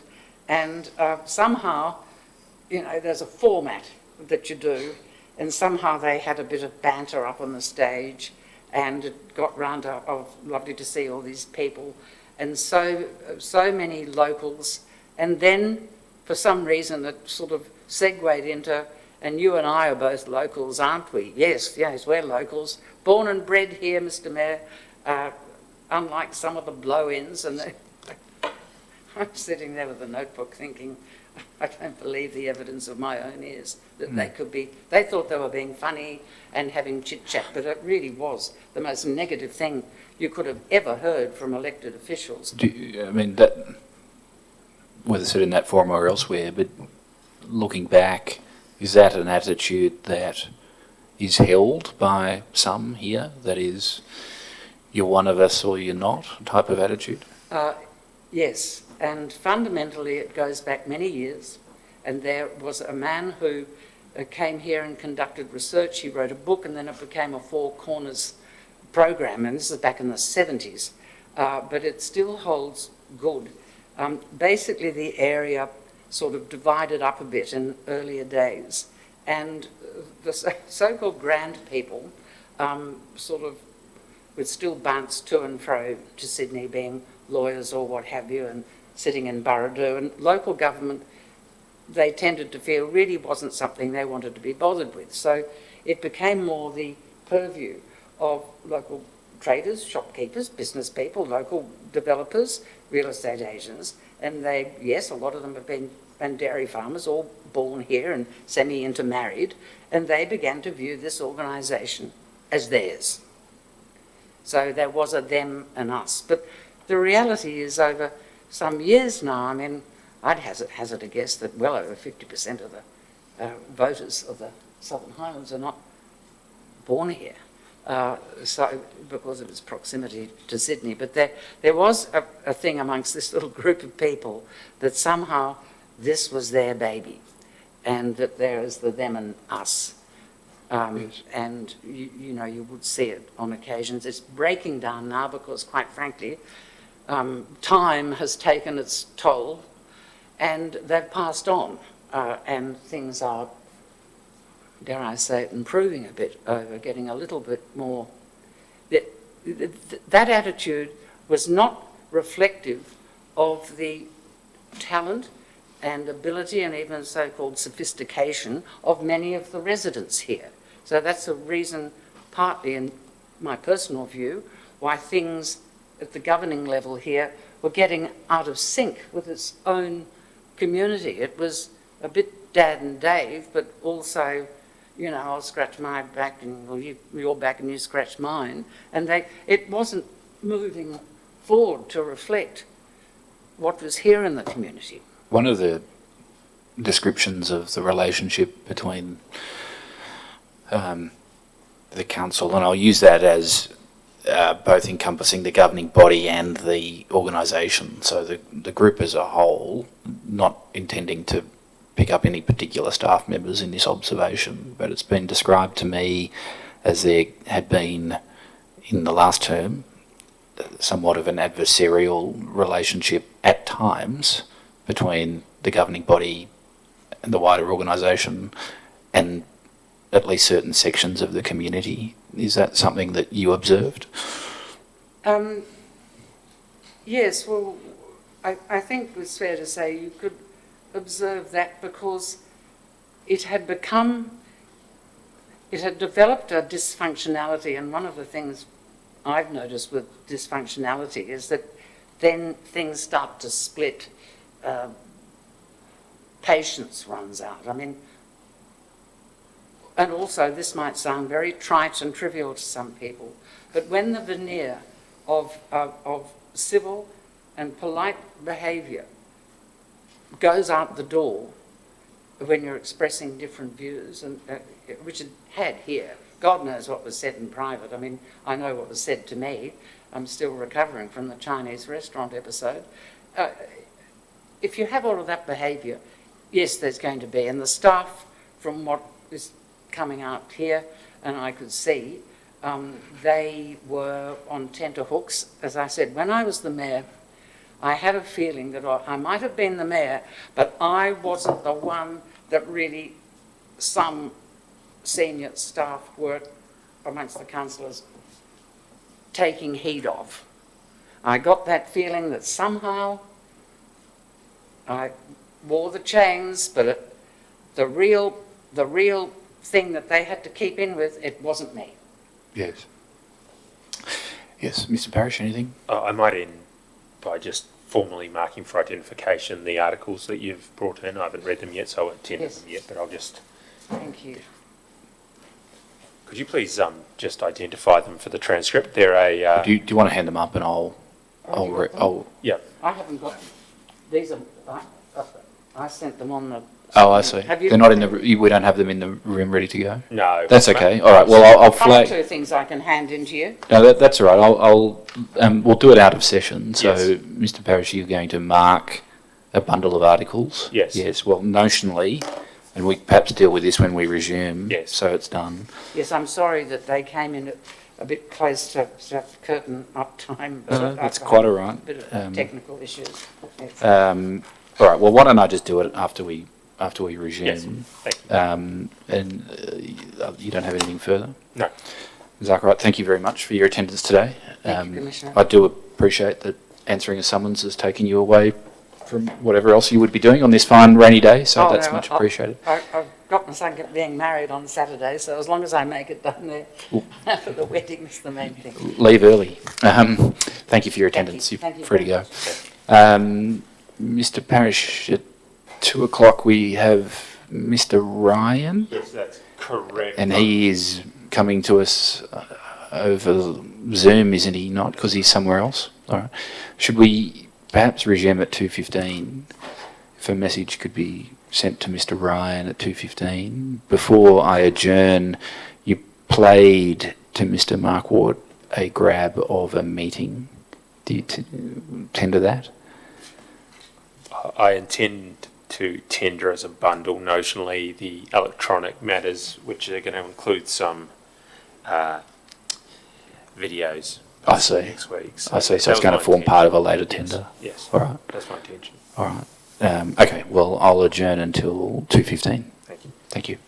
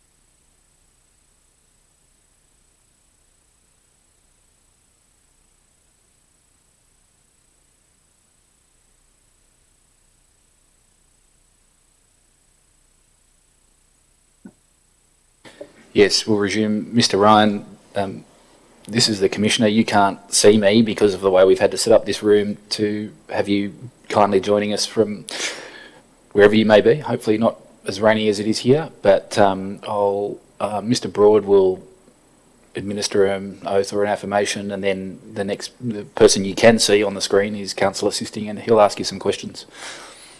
That's fine. Mr. Ryan, you're required to give your evidence either by virtue of an oath or an affirmation. Which would you prefer? Affirmation, please. You affirm that the evidence you're about to give to this inquiry will be the truth, the whole truth, and nothing but the truth. I do.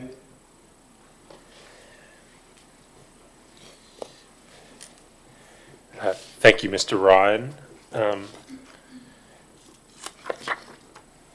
I start by asking if you have any of the reports in front of you that you wrote? I can start them up, yes, but I don't have them open at the moment, no. That's okay.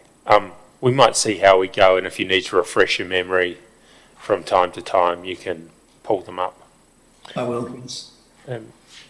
You provided a report through the company Ernest Consulting on 7 June 2021 to the interim administrator, is that correct? Correct. And you provided a report titled Righting the Wrongs to the interim administrator on 27 July 2021? Yes, I did. And then there was a third report about operational issues, which is confidential and which I don't intend to ask you about today, but you did produce such a report, is that correct? I did, yes. Can you start by giving the Commissioner your background experience and how it was that you came to be asked to write these reports? Certainly. I've worked in local government my whole career, about 40 years. My final full-time position was General Manager of Cumberland Council, where the administrator, Wingecarribee, was the administrator there. I was appointed as the General Manager, Interim General Manager. Subsequent to that, I served a period of time as Director at Junior Council, Chief Operating Officer for Central Coast Council, and then finally a period of time as Deputy General Manager at Wingecarribee. As I was completing my term at Central Coast Council, Mr. May contacted me and asked me if I was available to carry out a study of the planning functions of Wingecarribee Council, which also included conducting a series of public meetings or public interviews with anyone who wanted to come along to talk to me, as well as interviewing the staff. I commenced that work using my company, Ernest Consulting, as soon as I'd finished my work at Central Coast Council. Is it fair to say that that first report, dated 7 June 2021, deals with some broader issues and focuses quite heavily on staff and HR perceptions, and then that second report, Righting the Wrongs, deals more specifically with planning issues? Is that a fair description? That's a fair description, yes. The administrator asked me to give him some initial observations when I completed essentially approximately half the interviews with all the staff interviews. And then the second one was when I completed most of the interviews and included more recommendations than just the staff and HR matters.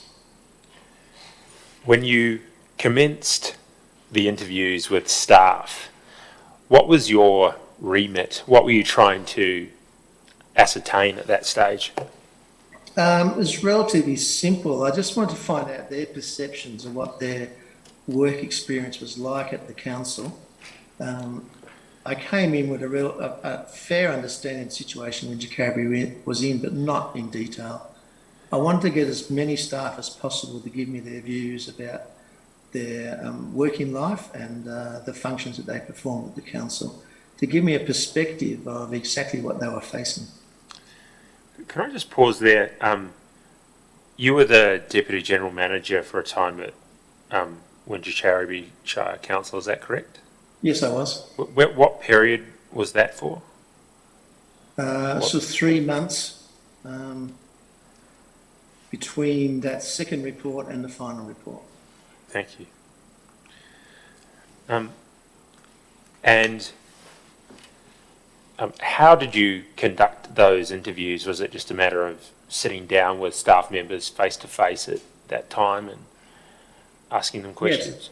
Yes, it was. The interviews were arranged by an officer from the council, and she essentially just asked as many people as possible if they wanted to talk to me. I don't think they came, aside from the fact they knew what I was doing, they came with no preconceived ideas what I was going to ask them. So it was essentially 40 minutes face to face with as many staff as I possibly could see. Thank you.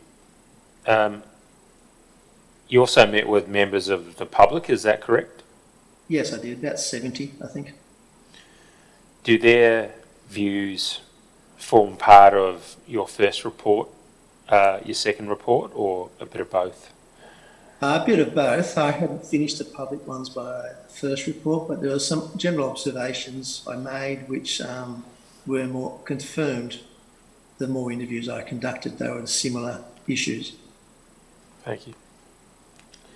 Did you gain an impression one way or the other when you were interviewing staff as to whether you were receiving their unmediated, honest feedback on the questions you were asking? Very much so. They were quite candid with me, yes. I think they were relieved to have someone to talk to. Did you gain the impression, or did you receive direct evidence of them being afraid to or cautious to give such honest, unmediated appraisals in any different context or different setting? Absolutely, yes. Did you form a view? Sorry, I missed the voice audio there.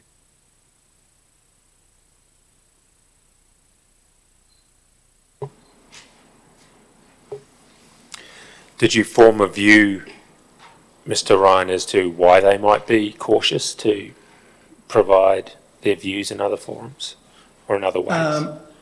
My impression were they were afraid of their employment status or consequences of giving their opinion if that's heard by senior staff. Was it senior staff and councillors that you formed the impression they might be concerned about, or was it specifically senior staff? I guess the underlying threat was the pressure the councillors would put on some members of senior staff. Some of the councillors would put on senior staff. It was I thought my observation was quite a fearful workplace. Did you, as part of your interviews, interview senior staff? Yes, those that were left. And did you form a similar impression from them that they had concerns about providing honest and unmediated views on staffing matters? They didn't perceive there were any staffing matters. They thought, the impression they gave me that things were fine.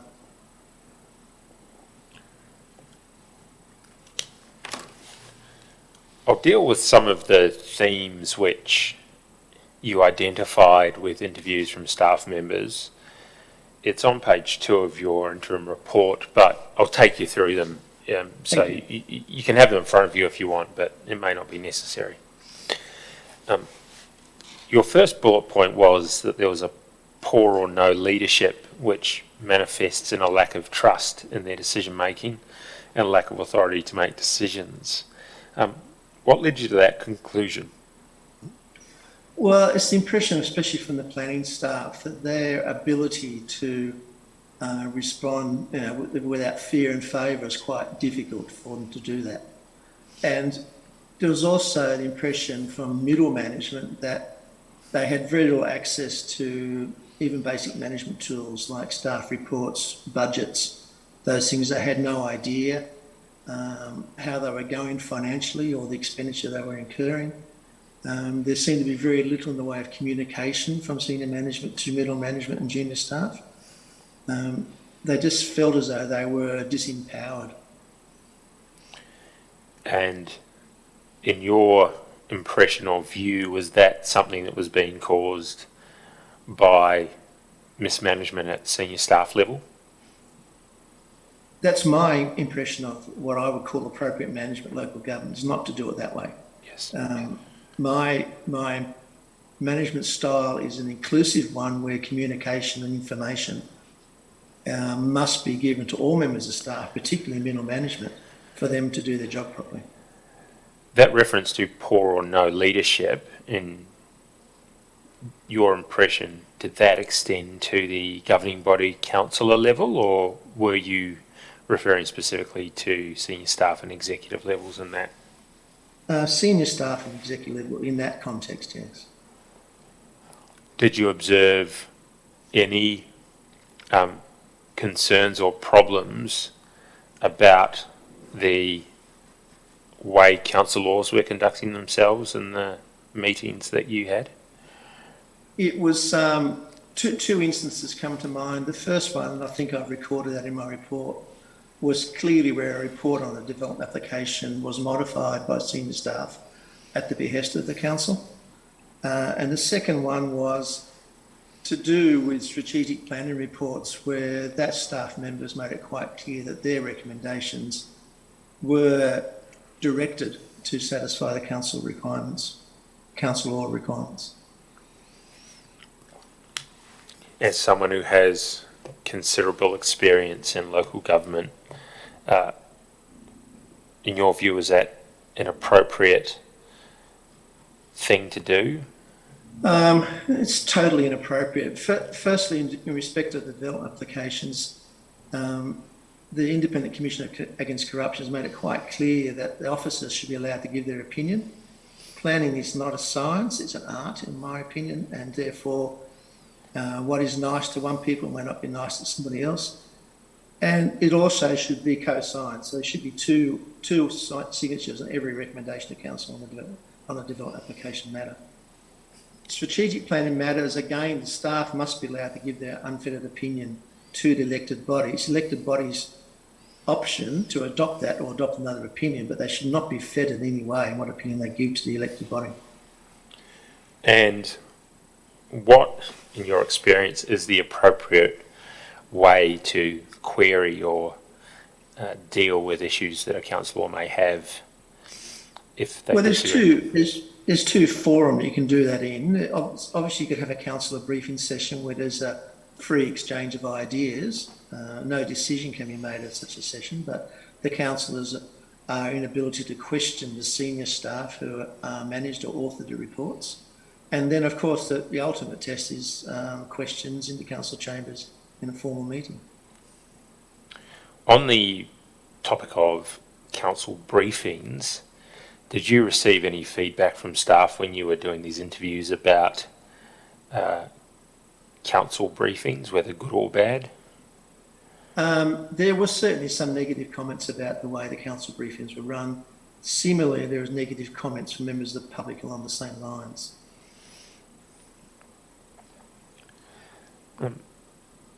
There is a series of themes and bullet points which revolve around, I think it's fair to call them resourcing and ways to staff the council, if that's fair, and a bit of observation about IT systems and that sort of thing. You then refer to the interference by councillors to predetermined recommendations, especially on planning proposals. Was that the sort of example you were giving just then about what you heard from staff about that sort of conduct? Yeah, that's correct. It was quite clear from the strategic planning staff that they were directed what recommendations they were to make. And this was not a one-off sort of situation. This was something which happened with some regularity? I think that's probably a fair description. I can't say it's all recommendations. Some of them may have been no issues with them, but it's quite clear that it was a common occurrence for that to take place. And I take it that your next bullet point down, referring to the adopting a strategic policy, then continually amending it so it never gets finalised, was that also one of the examples you were giving before about interference with senior staff? Yes, that's the famous land use or forward planning, Yes. land release program, yeah. And the next one down, poor outdated DCPs. What feedback were you getting about them and why they were poor and outdated? I guess they're quite old in their format and were written, I don't quite know how long, maybe 10, 15 years ago. The evolution of DCPs has been quite dramatic in recent times, and the government has changed their direction. They are very long, so I had issues raised by consultants who came to me and said that the DCPs are very difficult to work their way through for their clients, and also issues from the staff who've come from other councils say they are unnecessarily detailed, long, hard to understand documents, and we're in dire need of a review because circumstances for Wingecarribee have changed considerably since they were written. And the next bullet point you have there is that there was an inconsistency between various strategic policies of council, such as council's position to promote tourism and contents of the LEP, Yes. that effectively prohibits those land uses. Is that squarely the role of the governing body and the council to put in place those strategic policies? It is, yes. There's no point having a one-arm a policy to promote tourism, then have an LEP that effectively prohibits them or makes them very difficult to develop. You're going to have a promotion tourism strategy, then all your strategic documents should lead to achieve that goal, not have half the documents go one way and half go the other. And that's a matter for the elected body to resolve, based on advice from the staff. In your experience, and you may not be able to answer this, but could you ascertain whether the LEPs that were pulling in different directions in some ways, was that a result of poorly conceived LEP drafting? Was that the council not properly addressing and updating it as needs be to make it fit for purpose, or was it simple neglect?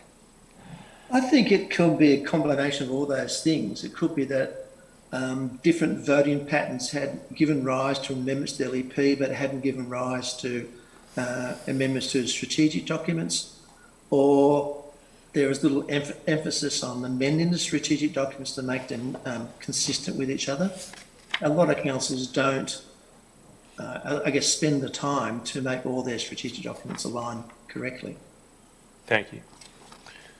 I'm turning over the page now, if you're following along, to deal with the observations you received from the public.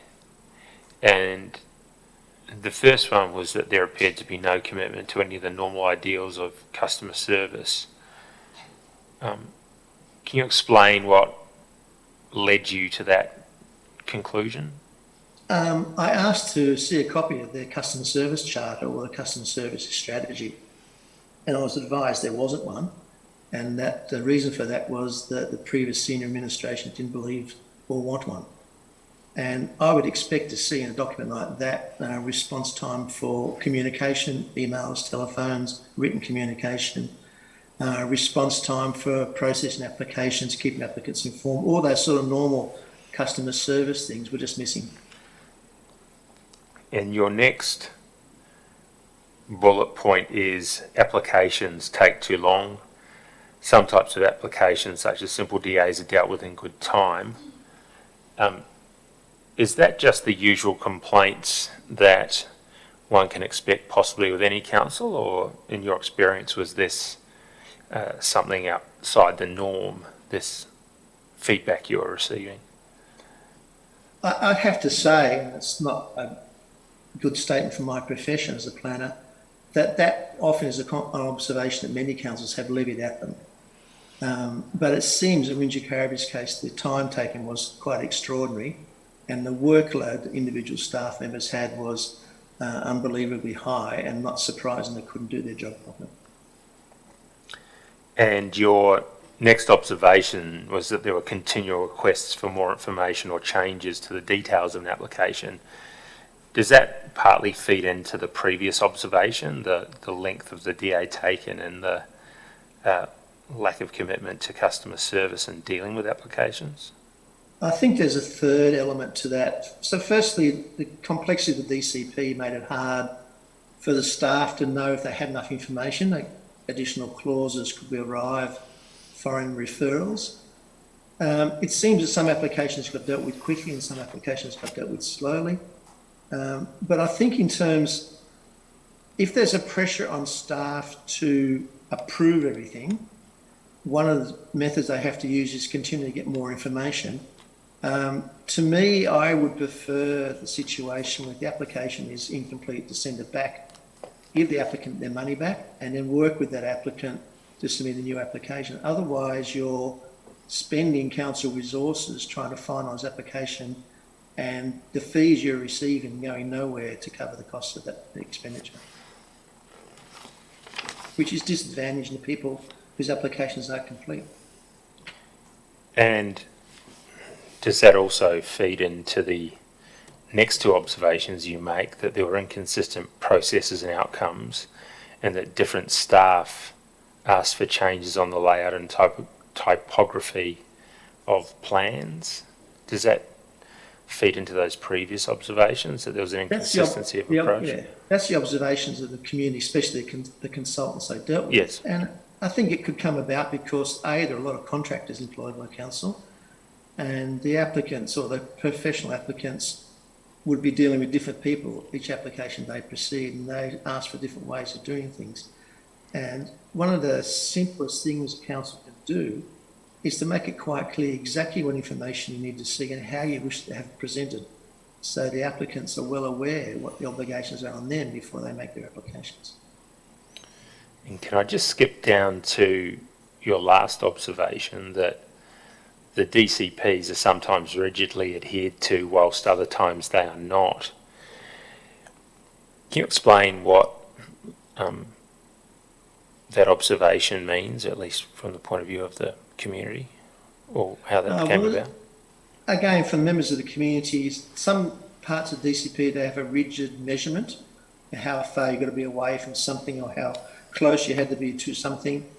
And their observations and my later observations was, depending on who you're dealing with and the circumstances, the perception could be that council was not applying that number rigorously, but in some cases there are objectives which allow you to vary it, but members of the community will not understand that the variations are allowable.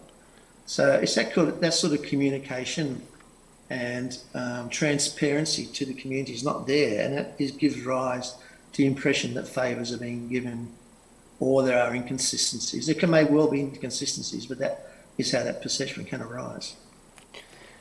We've had some evidence that there was a perception in the community that some people receive favourable DA treatment, and it wasn't put in the sense of corrupt conduct or inappropriate conduct, but because they were dealt with often at council meetings, if one councillor backed it, then it was more likely to get through, and that therefore to get a DA through it required the favour of one or other of the councillors. Was that any feedback you received along those lines? I received similar observations from the community about that as well. I have no evidence that backs it up. I didn't seek it, but certainly that was their impression. Yes. And there was no one said to me they had any form of corruption. It was just the way the council functioned, that if you're perceived to be accepted by a certain number of councillors, you seem to get better treatment than if you didn't. I might be jumping ahead, but one of the things that the interim administrator did was put in place the local planning panel. In your view, will that assist with some of the negative observations made by the public?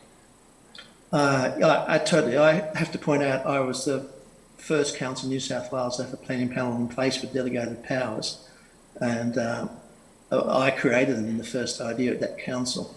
So yeah, I'm a great believer in them. They give a forum for the councillors to be councillors, where they can be advocates for or against a particular application without breaching their code of conduct.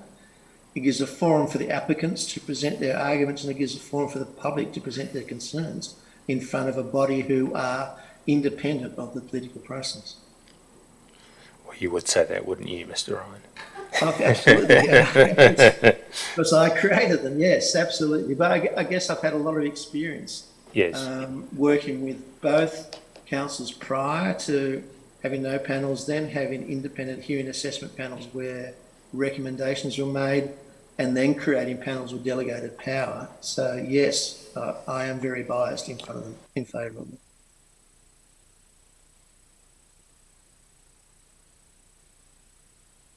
Reasons, if you can hear me okay. Yes. One of the reasons that there may have been a negative perception in the public from the evidence we've heard about the DA process was the amount of time that was spent being dealt with DA issues in council meetings. And quite apart from the merits of the local planning panel itself, did you get any feedback about whether the DA process in council meetings was a cause of inefficiency or a perception in the public that they were not conducting business properly? Yes, I got that feedback. There's some examples cited where I go to a council meeting, the council would ask for more information or seek an amendment, or seek to say, look, we agreed to this if they change this and that, and all those things are quite inappropriate at a council meeting. The council should say yes or no, or reject or approve the application, not keep sending it back to the applicants or asking the objectors to change their mind or something like that. That just is delaying the process. Thank you. The next page are your observations that I take it came out of the feedback you had received from both the staff and the community. Is that right? Yes, I would suspect so. Yes. But just at a high level for now, did the matters you identify in a negative sense, were they substantial problems in your view? Or were Yes. they trifling, you would expect this in any council sort of issues? No, definitely they were a level beyond what I was normally used to seeing at councils. And just going through some of the observations, firstly, you note poor leadership from all levels of senior management that left the planning staff without a framework to operate in and resulting in an inconsistent process. Was that something that you were receiving feedback on from both the public and the staff? Correct, yes. And the staff being stressed and overworked largely due to the high number of vacant positions, that was something that you both observed and received feedback from staff on? Yeah, the workload that staff have, I think there was a report by David Broyd on sort of acceptable workloads, and for a planning officer, 20 to 25 live applications would be normal. Some of the staff at Wingecarribee have 75 or more applications live. No staff member can deal with that many applications and deliver an appropriate level of service. Thank you.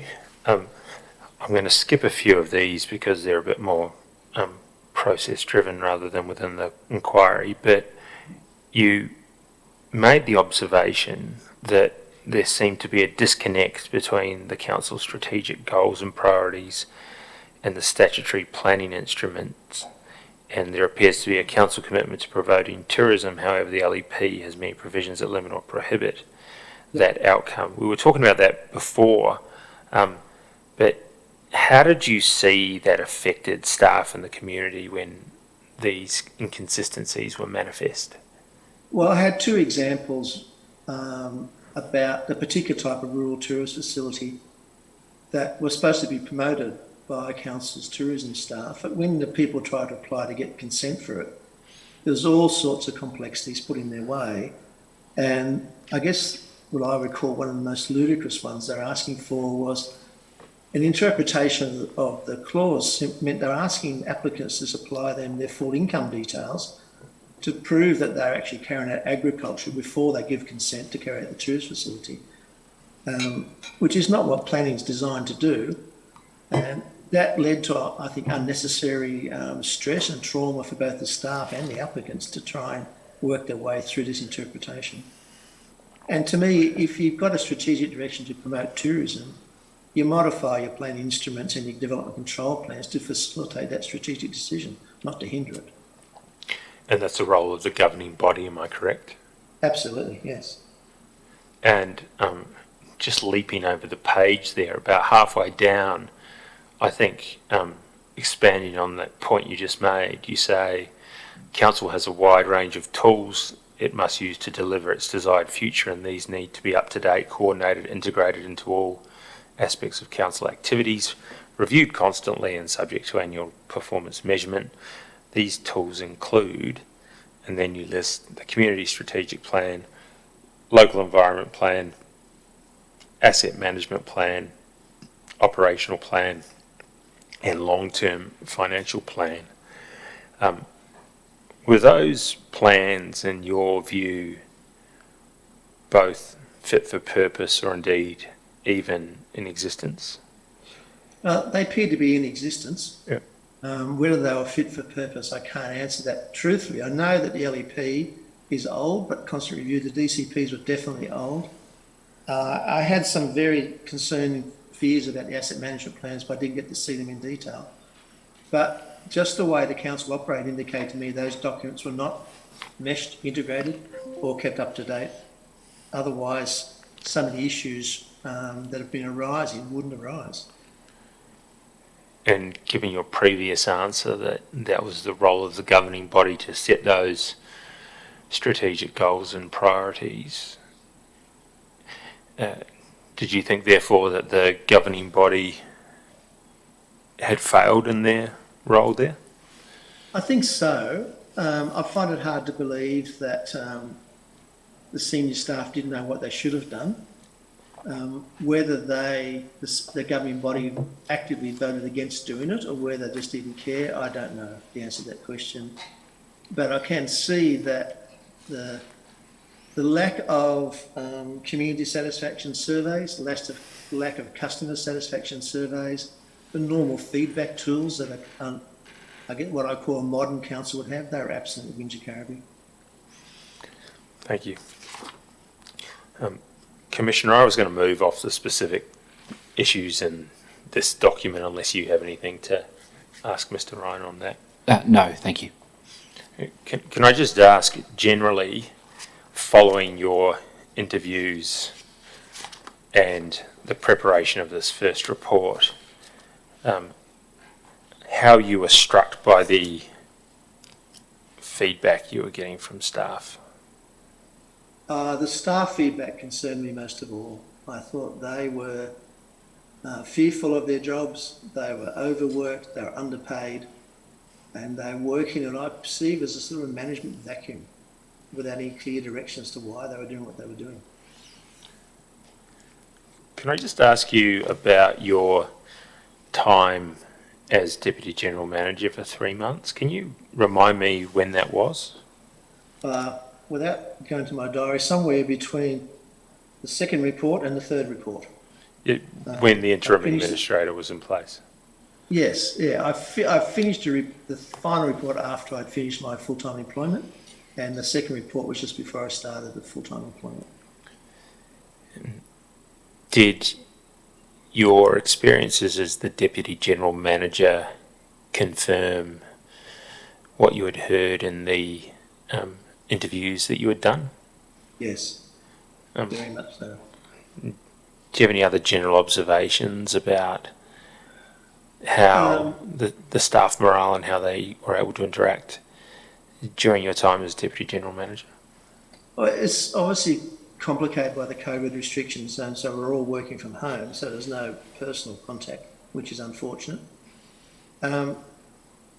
But I can give a particular example which I think goes to the heart of the situation. I was dealing with a manager of engineering, so a person, senior officer responsible for road maintenance and road construction and asset management for roads over an issue at Barrel. And the issue was there was asbestos water main down the middle of the road. And he asked me to say, what should I do? And I said, you're the engineer, what's your professional advice? And his words, to paraphrase that, was, I've never been asked that question before. I've always just been told what to do. So to have a senior engineer say he's never been asked his professional opinion about an engineering matter is a fairly sad indictment of the way the organisation was managed. Did you get a general sense from your time as Deputy General Manager whether the suspension of the council and the appointment of the interim administrator had improved the morale of the staff, or about the same, or worse? It may improve slightly. I think they were still fearful. They were still fearful of the council's returning and what would happen if that took place. It was obviously a fairly short period of time, and it was mostly to hold things in position till the new senior staff arrived was my role. But yeah, they were still fearful, but they were working well. Hopefully whilst I was there, they got some direction. They did perform better. They looked at their jobs a bit harder, but the resourcing strategy and the inability to employ particularly planning staff and certification staff was bearing hard on them all, that's for sure. I think at one stage I had 11 vacancies for engineers. A council can't operate with that proportion of its technical staff absent. Were you able to ascertain whether any improvement in morale was due to councillors no longer being active, or whether it had been the removal of or resignation of certain key senior staff, or a combination of both? I think the combination of both. The resignation of certain senior staff was a great relief to many of the other staff. Not having to deal with councillors was a great relief. And I think the creation of the planning panel gave the planning staff a forum where they could actually make their professional recommendations and not be fearful of the ramifications of making them. Thank you. I might go next to your Righting the Wrongs report. Yep. That's at page 434 of the tender bundle, Commissioner. And this time I might skip straight over to your observations and tie that back on into the observations of the public and the staff. Did these arise from the same interviews that you had done in respect of your first report, or did you need to supplement further information? There were more interviews that I conducted. Thank you. And these focused specifically on the issue of planning, did it? Mostly. There were some general information questions. There were some people who just wanted to talk to a person who was, I guess, I gave them the benefit of being an expert town planner and someone to talk to just generally about their issues, which came back to a relationship with council. Someone just wanted someone to talk to about what had happened to them. So it was a whole range of things. And there were individual cases that I made some recommendations about, yeah. Thank you. And I take it there is a fair bit of overlap between your observations in this report and the observations in the interim report. Is that fair? Yeah, you view them as a sequential document. The second one Yes. builds on the first one, yeah. What evolved or specifically came to your attention that you addressed in this second report that wasn't addressed in the first report? I think there were some details about particular development applications. There are some also issues to do with the way heritage matters were dealt with. And I guess I'd finalised my interviews with all the staff by the time I did the second report as well. That canvassed some of the issues as I saw them.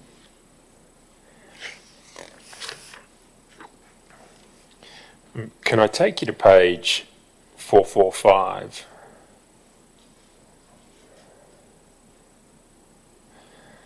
You won't have that possibly No. in your tender bundle. No, It's Oh, paraphrase. it's the recommendations part of your second report. Yep. And the first recommendation was in respect of strategic planning. And one of the matters you raise is that strategic planning should be led by a manager. Do you have a view, or have you formed a conclusion about the structure of the organisation at the time you were doing these reports and acting as general manager? Was it deputy general manager? Was it generally the right structure in your view, or is it something that... I don't agree with the structure that existed when I started as deputy GM, and I still have some disagreements with the general manager, what she's done with the structure, but I think the strategic planning team was led by, I think, a team leader, and it should have been led by a manager. And I think the strategic planning team should be under the same senior officer as the statutory planning team. Thank you. But that's my opinion, doesn't necessarily agree with the current general manager's opinion. Yes, sure. I'm just going to take you to the discussion part of the report, the second report, Commissioner. That's page 438 of Tender Bundle B. I don't know if you've got it in front of you. It may be worthwhile you doing so, Mr. Ryan, but if not, I can paraphrase. I should be okay. Yeah, Okay. Paraphrase it. Under the discussion part, following your reference to the steps you'd taken and what we've talked about just now, you say, there appears to be very limited adherence by the elected council and senior staff to the normal pillars of the Local Government Act regarding the relationship between councillors and staff. Can you explain what you mean by that and what led you to that conclusion? Well, I guess there's a couple of examples. There's one example that a certifier told me that they'd gone out to do an inspection, and soon after they arrived, a councillor arrived on site, summoned by the landowner. So here they were in the position of having an elected member of council arrive when they carried out an inspection, which is quite inappropriate for that circumstance to take place. And the other one is that there's supposed to be a separation between the elected body and the senior staff and the junior staff, and that didn't seem to take place. There seemed to be a lot of communication between planning staff and councillors, which I thought was quite inappropriate. So normal, the councillors would only contact to a certain level of seniority in the staff of the council. And then if they wish to talk to more junior staff, I would expect that senior staff member to be present in such an interview, and the interview be recorded appropriately. What role does the general manager have to play in the supervision of the conduct of those sorts of interactions?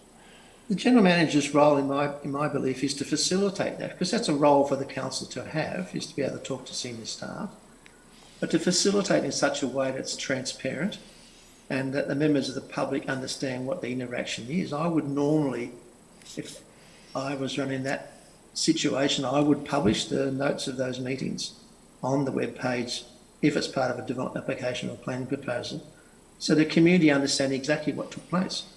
There should be nothing that takes place in local government that the community shouldn't know about, unless maybe it's the very rare commercially in confidence or some human resources issue. But in terms of planning matters, they should be completely transparent. Yes. And this council did not seem to operate that way at all. You then say that the use of the Code of Conduct, declarations of interest in planning matters, and detailed and comprehensive communication with the community are not seen to be adhered to by staff or the community. Can you explain what you mean by that? And well, the community members made allegations that they thought the councils had conflicts of interest that weren't announced, and there are also code of conduct of councillor and councillor and normal indications that the council is not functioning properly. If that's the game that's being played in the elected forum. Not just, it doesn't happen in well-run councils as well, but it can get carried away to the point the council becomes dysfunctional if that sort of contact goes on too much. I was asking you some questions earlier about a perception in the community that was caused by the idea of favouritism that arose when certain councillors picked up and ran with certain DA applications. Is the perception that there are hidden conflicts of interest one of the results of that, even when there aren't any pecuniary or non-pecuniary interests?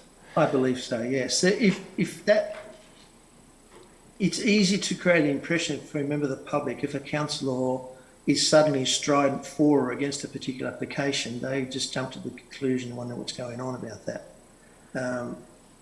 It reinforces my opinion about independent panels, that's for sure. But a council, if the council operates properly and their code of conduct is dealt with appropriately and they adhere to the code of conduct, and they can deal with DAs just as well as anyone else can. But it's a very difficult thing for a councillor to enter a meeting without having made their opinion up, which is what the code of conduct would have them do, and then sit down in the meeting and vote one way or the other on a particularly contentious development application. It's almost impossible for them to do that. Can I dig into that a bit further?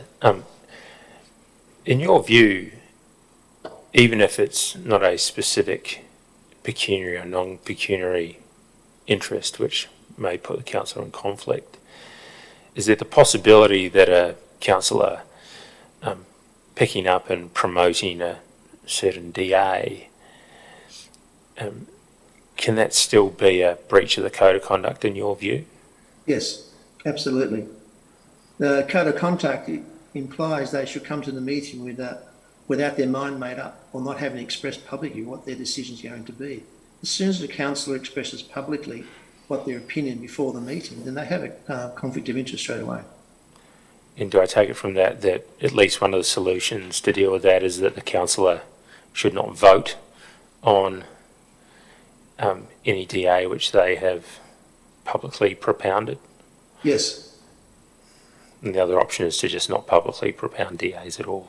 Is that fair? Yes, or put a panel that allows them to express their opinion freely without breaching their code of conduct obligations. Can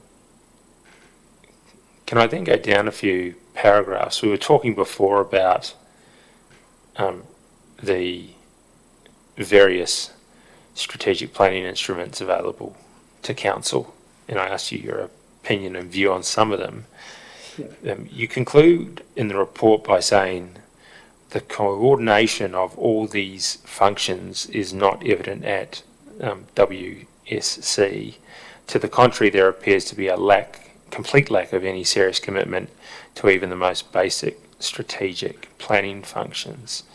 Yes. Can you explain what led you to that conclusion? Well, the conclusion is the community strategic plan technically is supposed to be a manifestation of the public's goals for the council to achieve, and must be based on public consultation, and therefore must be based on public feedback and continuous feedback. Once the community strategic plan sets the community direction, then it's the council's job to implement that plan over that 4-year and then 10-year cycle. Unless they can show the clear integration between the mission and the goals that the community strategic plan set and their operational plans, then you're not delivering the community strategic plan. And I think systematically of that is that the community strategic plan is unnecessarily complicated, has far too many reportable objectives, and very few independent indicators of success or failure of those objectives. And that's common across many councils. That's not unique to Wingecarribee. But on that topic, you then note that the annual performance measures need to be meaningful to the community, and in many aspects the biennial community satisfaction survey can supply these indicators. Did you have the opportunity to review the community satisfaction surveys? No, I didn't. I just knew they existed, and I knew that when I got there, I thought they were not public. The results weren't public, so I asked the administrator. I think he then resolved to release them to the public. Do you know why they weren't made public? I can only assume the councils were afraid of the content. And when you say that the measures need to be meaningful to the community, what do you mean by that? Are you suggesting that they hadn't sufficiently communicated them to the community?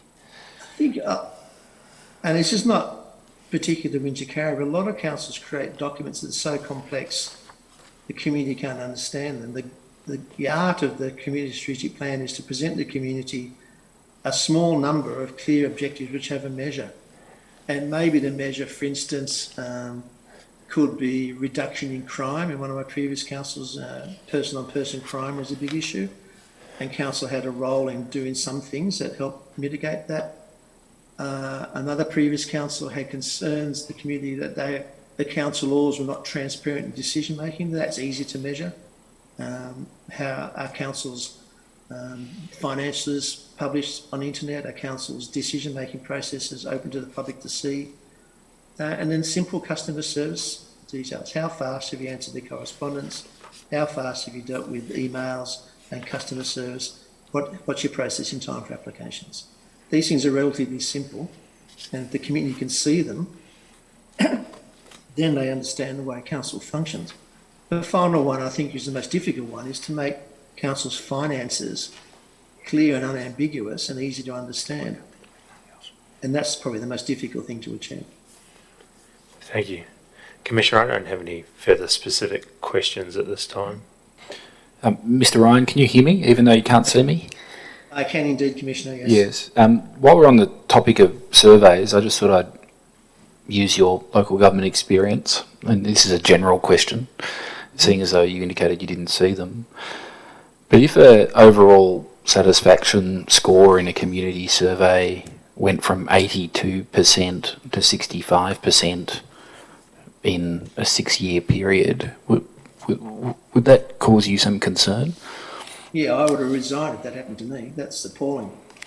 And what do you take from that sort of drop? Are there any things that jump out at you? I appreciate that that's a general question. If you can't answer it in that way, say so. Well, such a drop indicates the council is not delivering what the community expects on many fronts. For instance, if you have, normally there's a quadrant survey which shows individual services, highly satisfied, highly appreciated. And if you find a movement and a degradation in the service, so even a simple one like public toilets, if you don't respond to that, the community satisfaction is going to decline.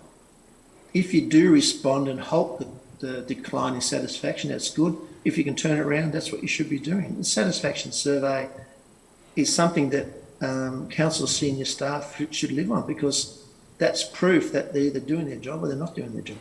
And from that, do I take it that trends in surveys are also important? Absolutely, yeah, particularly for individual services or large collections of services.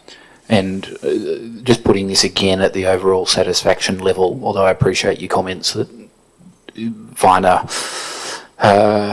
integers are also important, but as an overall satisfaction score that drops by 20% on a continual downward trend, some jumps being bigger than others, is that also something that would cause you concern? Absolutely. Yeah, that means whatever you've done for the last 4 years hasn't worked. Yes. Or 5 years, whatever that period was. Sorry, I didn't tell you. It went from 85 to 65 between 2010 and 2021. It's terrible. What about an overall satisfaction score of 65 as a standalone point of data? What does that indicate to you? One of the least satisfied communities in the state, I would have thought. I would have thought you should be aiming for satisfaction of up in your 80%, and you should at least attempt to maintain it, if not slowly improve it. Yes. Mr. Parrish, does anything arise from that? No, Commissioner. All right. Mr. Ryan, that completes your evidence. Thank you very much for making yourself available to us from wherever it is you may be. It's much appreciated. I do understand that giving evidence at these things takes people away from their ordinary activities, so it's much appreciated. I'll just have Mr. Vong terminate the call, so he will hang up on you, but thank you very much. Thank you. Bye-bye. Thank you. I think that's happened. Mr. Parrish, that's our last witness for today.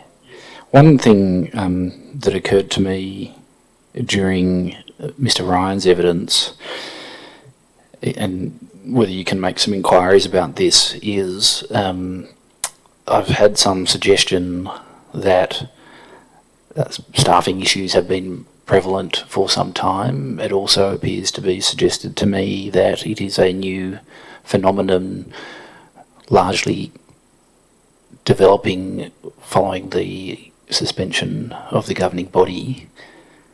I don't know whether such statistics exist or data, but would you make some inquiries to see whether there is some data that might inform my assessment, should it need to be made, of those matters?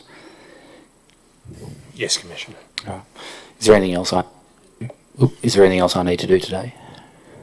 No, Commissioner. All right. To those watching, I have been made aware that I think Council Assisting's audio may have dropped out once or twice. Rest assured that the very capable assistance that is being given to the inquiry is looking into it, and I don't think it interrupted too much today, but I'm confident that if any issue is there, it's not a serious one and will be resolved. But for those who may have observed it, we're aware of it and it is being attended to. I'll adjourn until 10 a.m. tomorrow.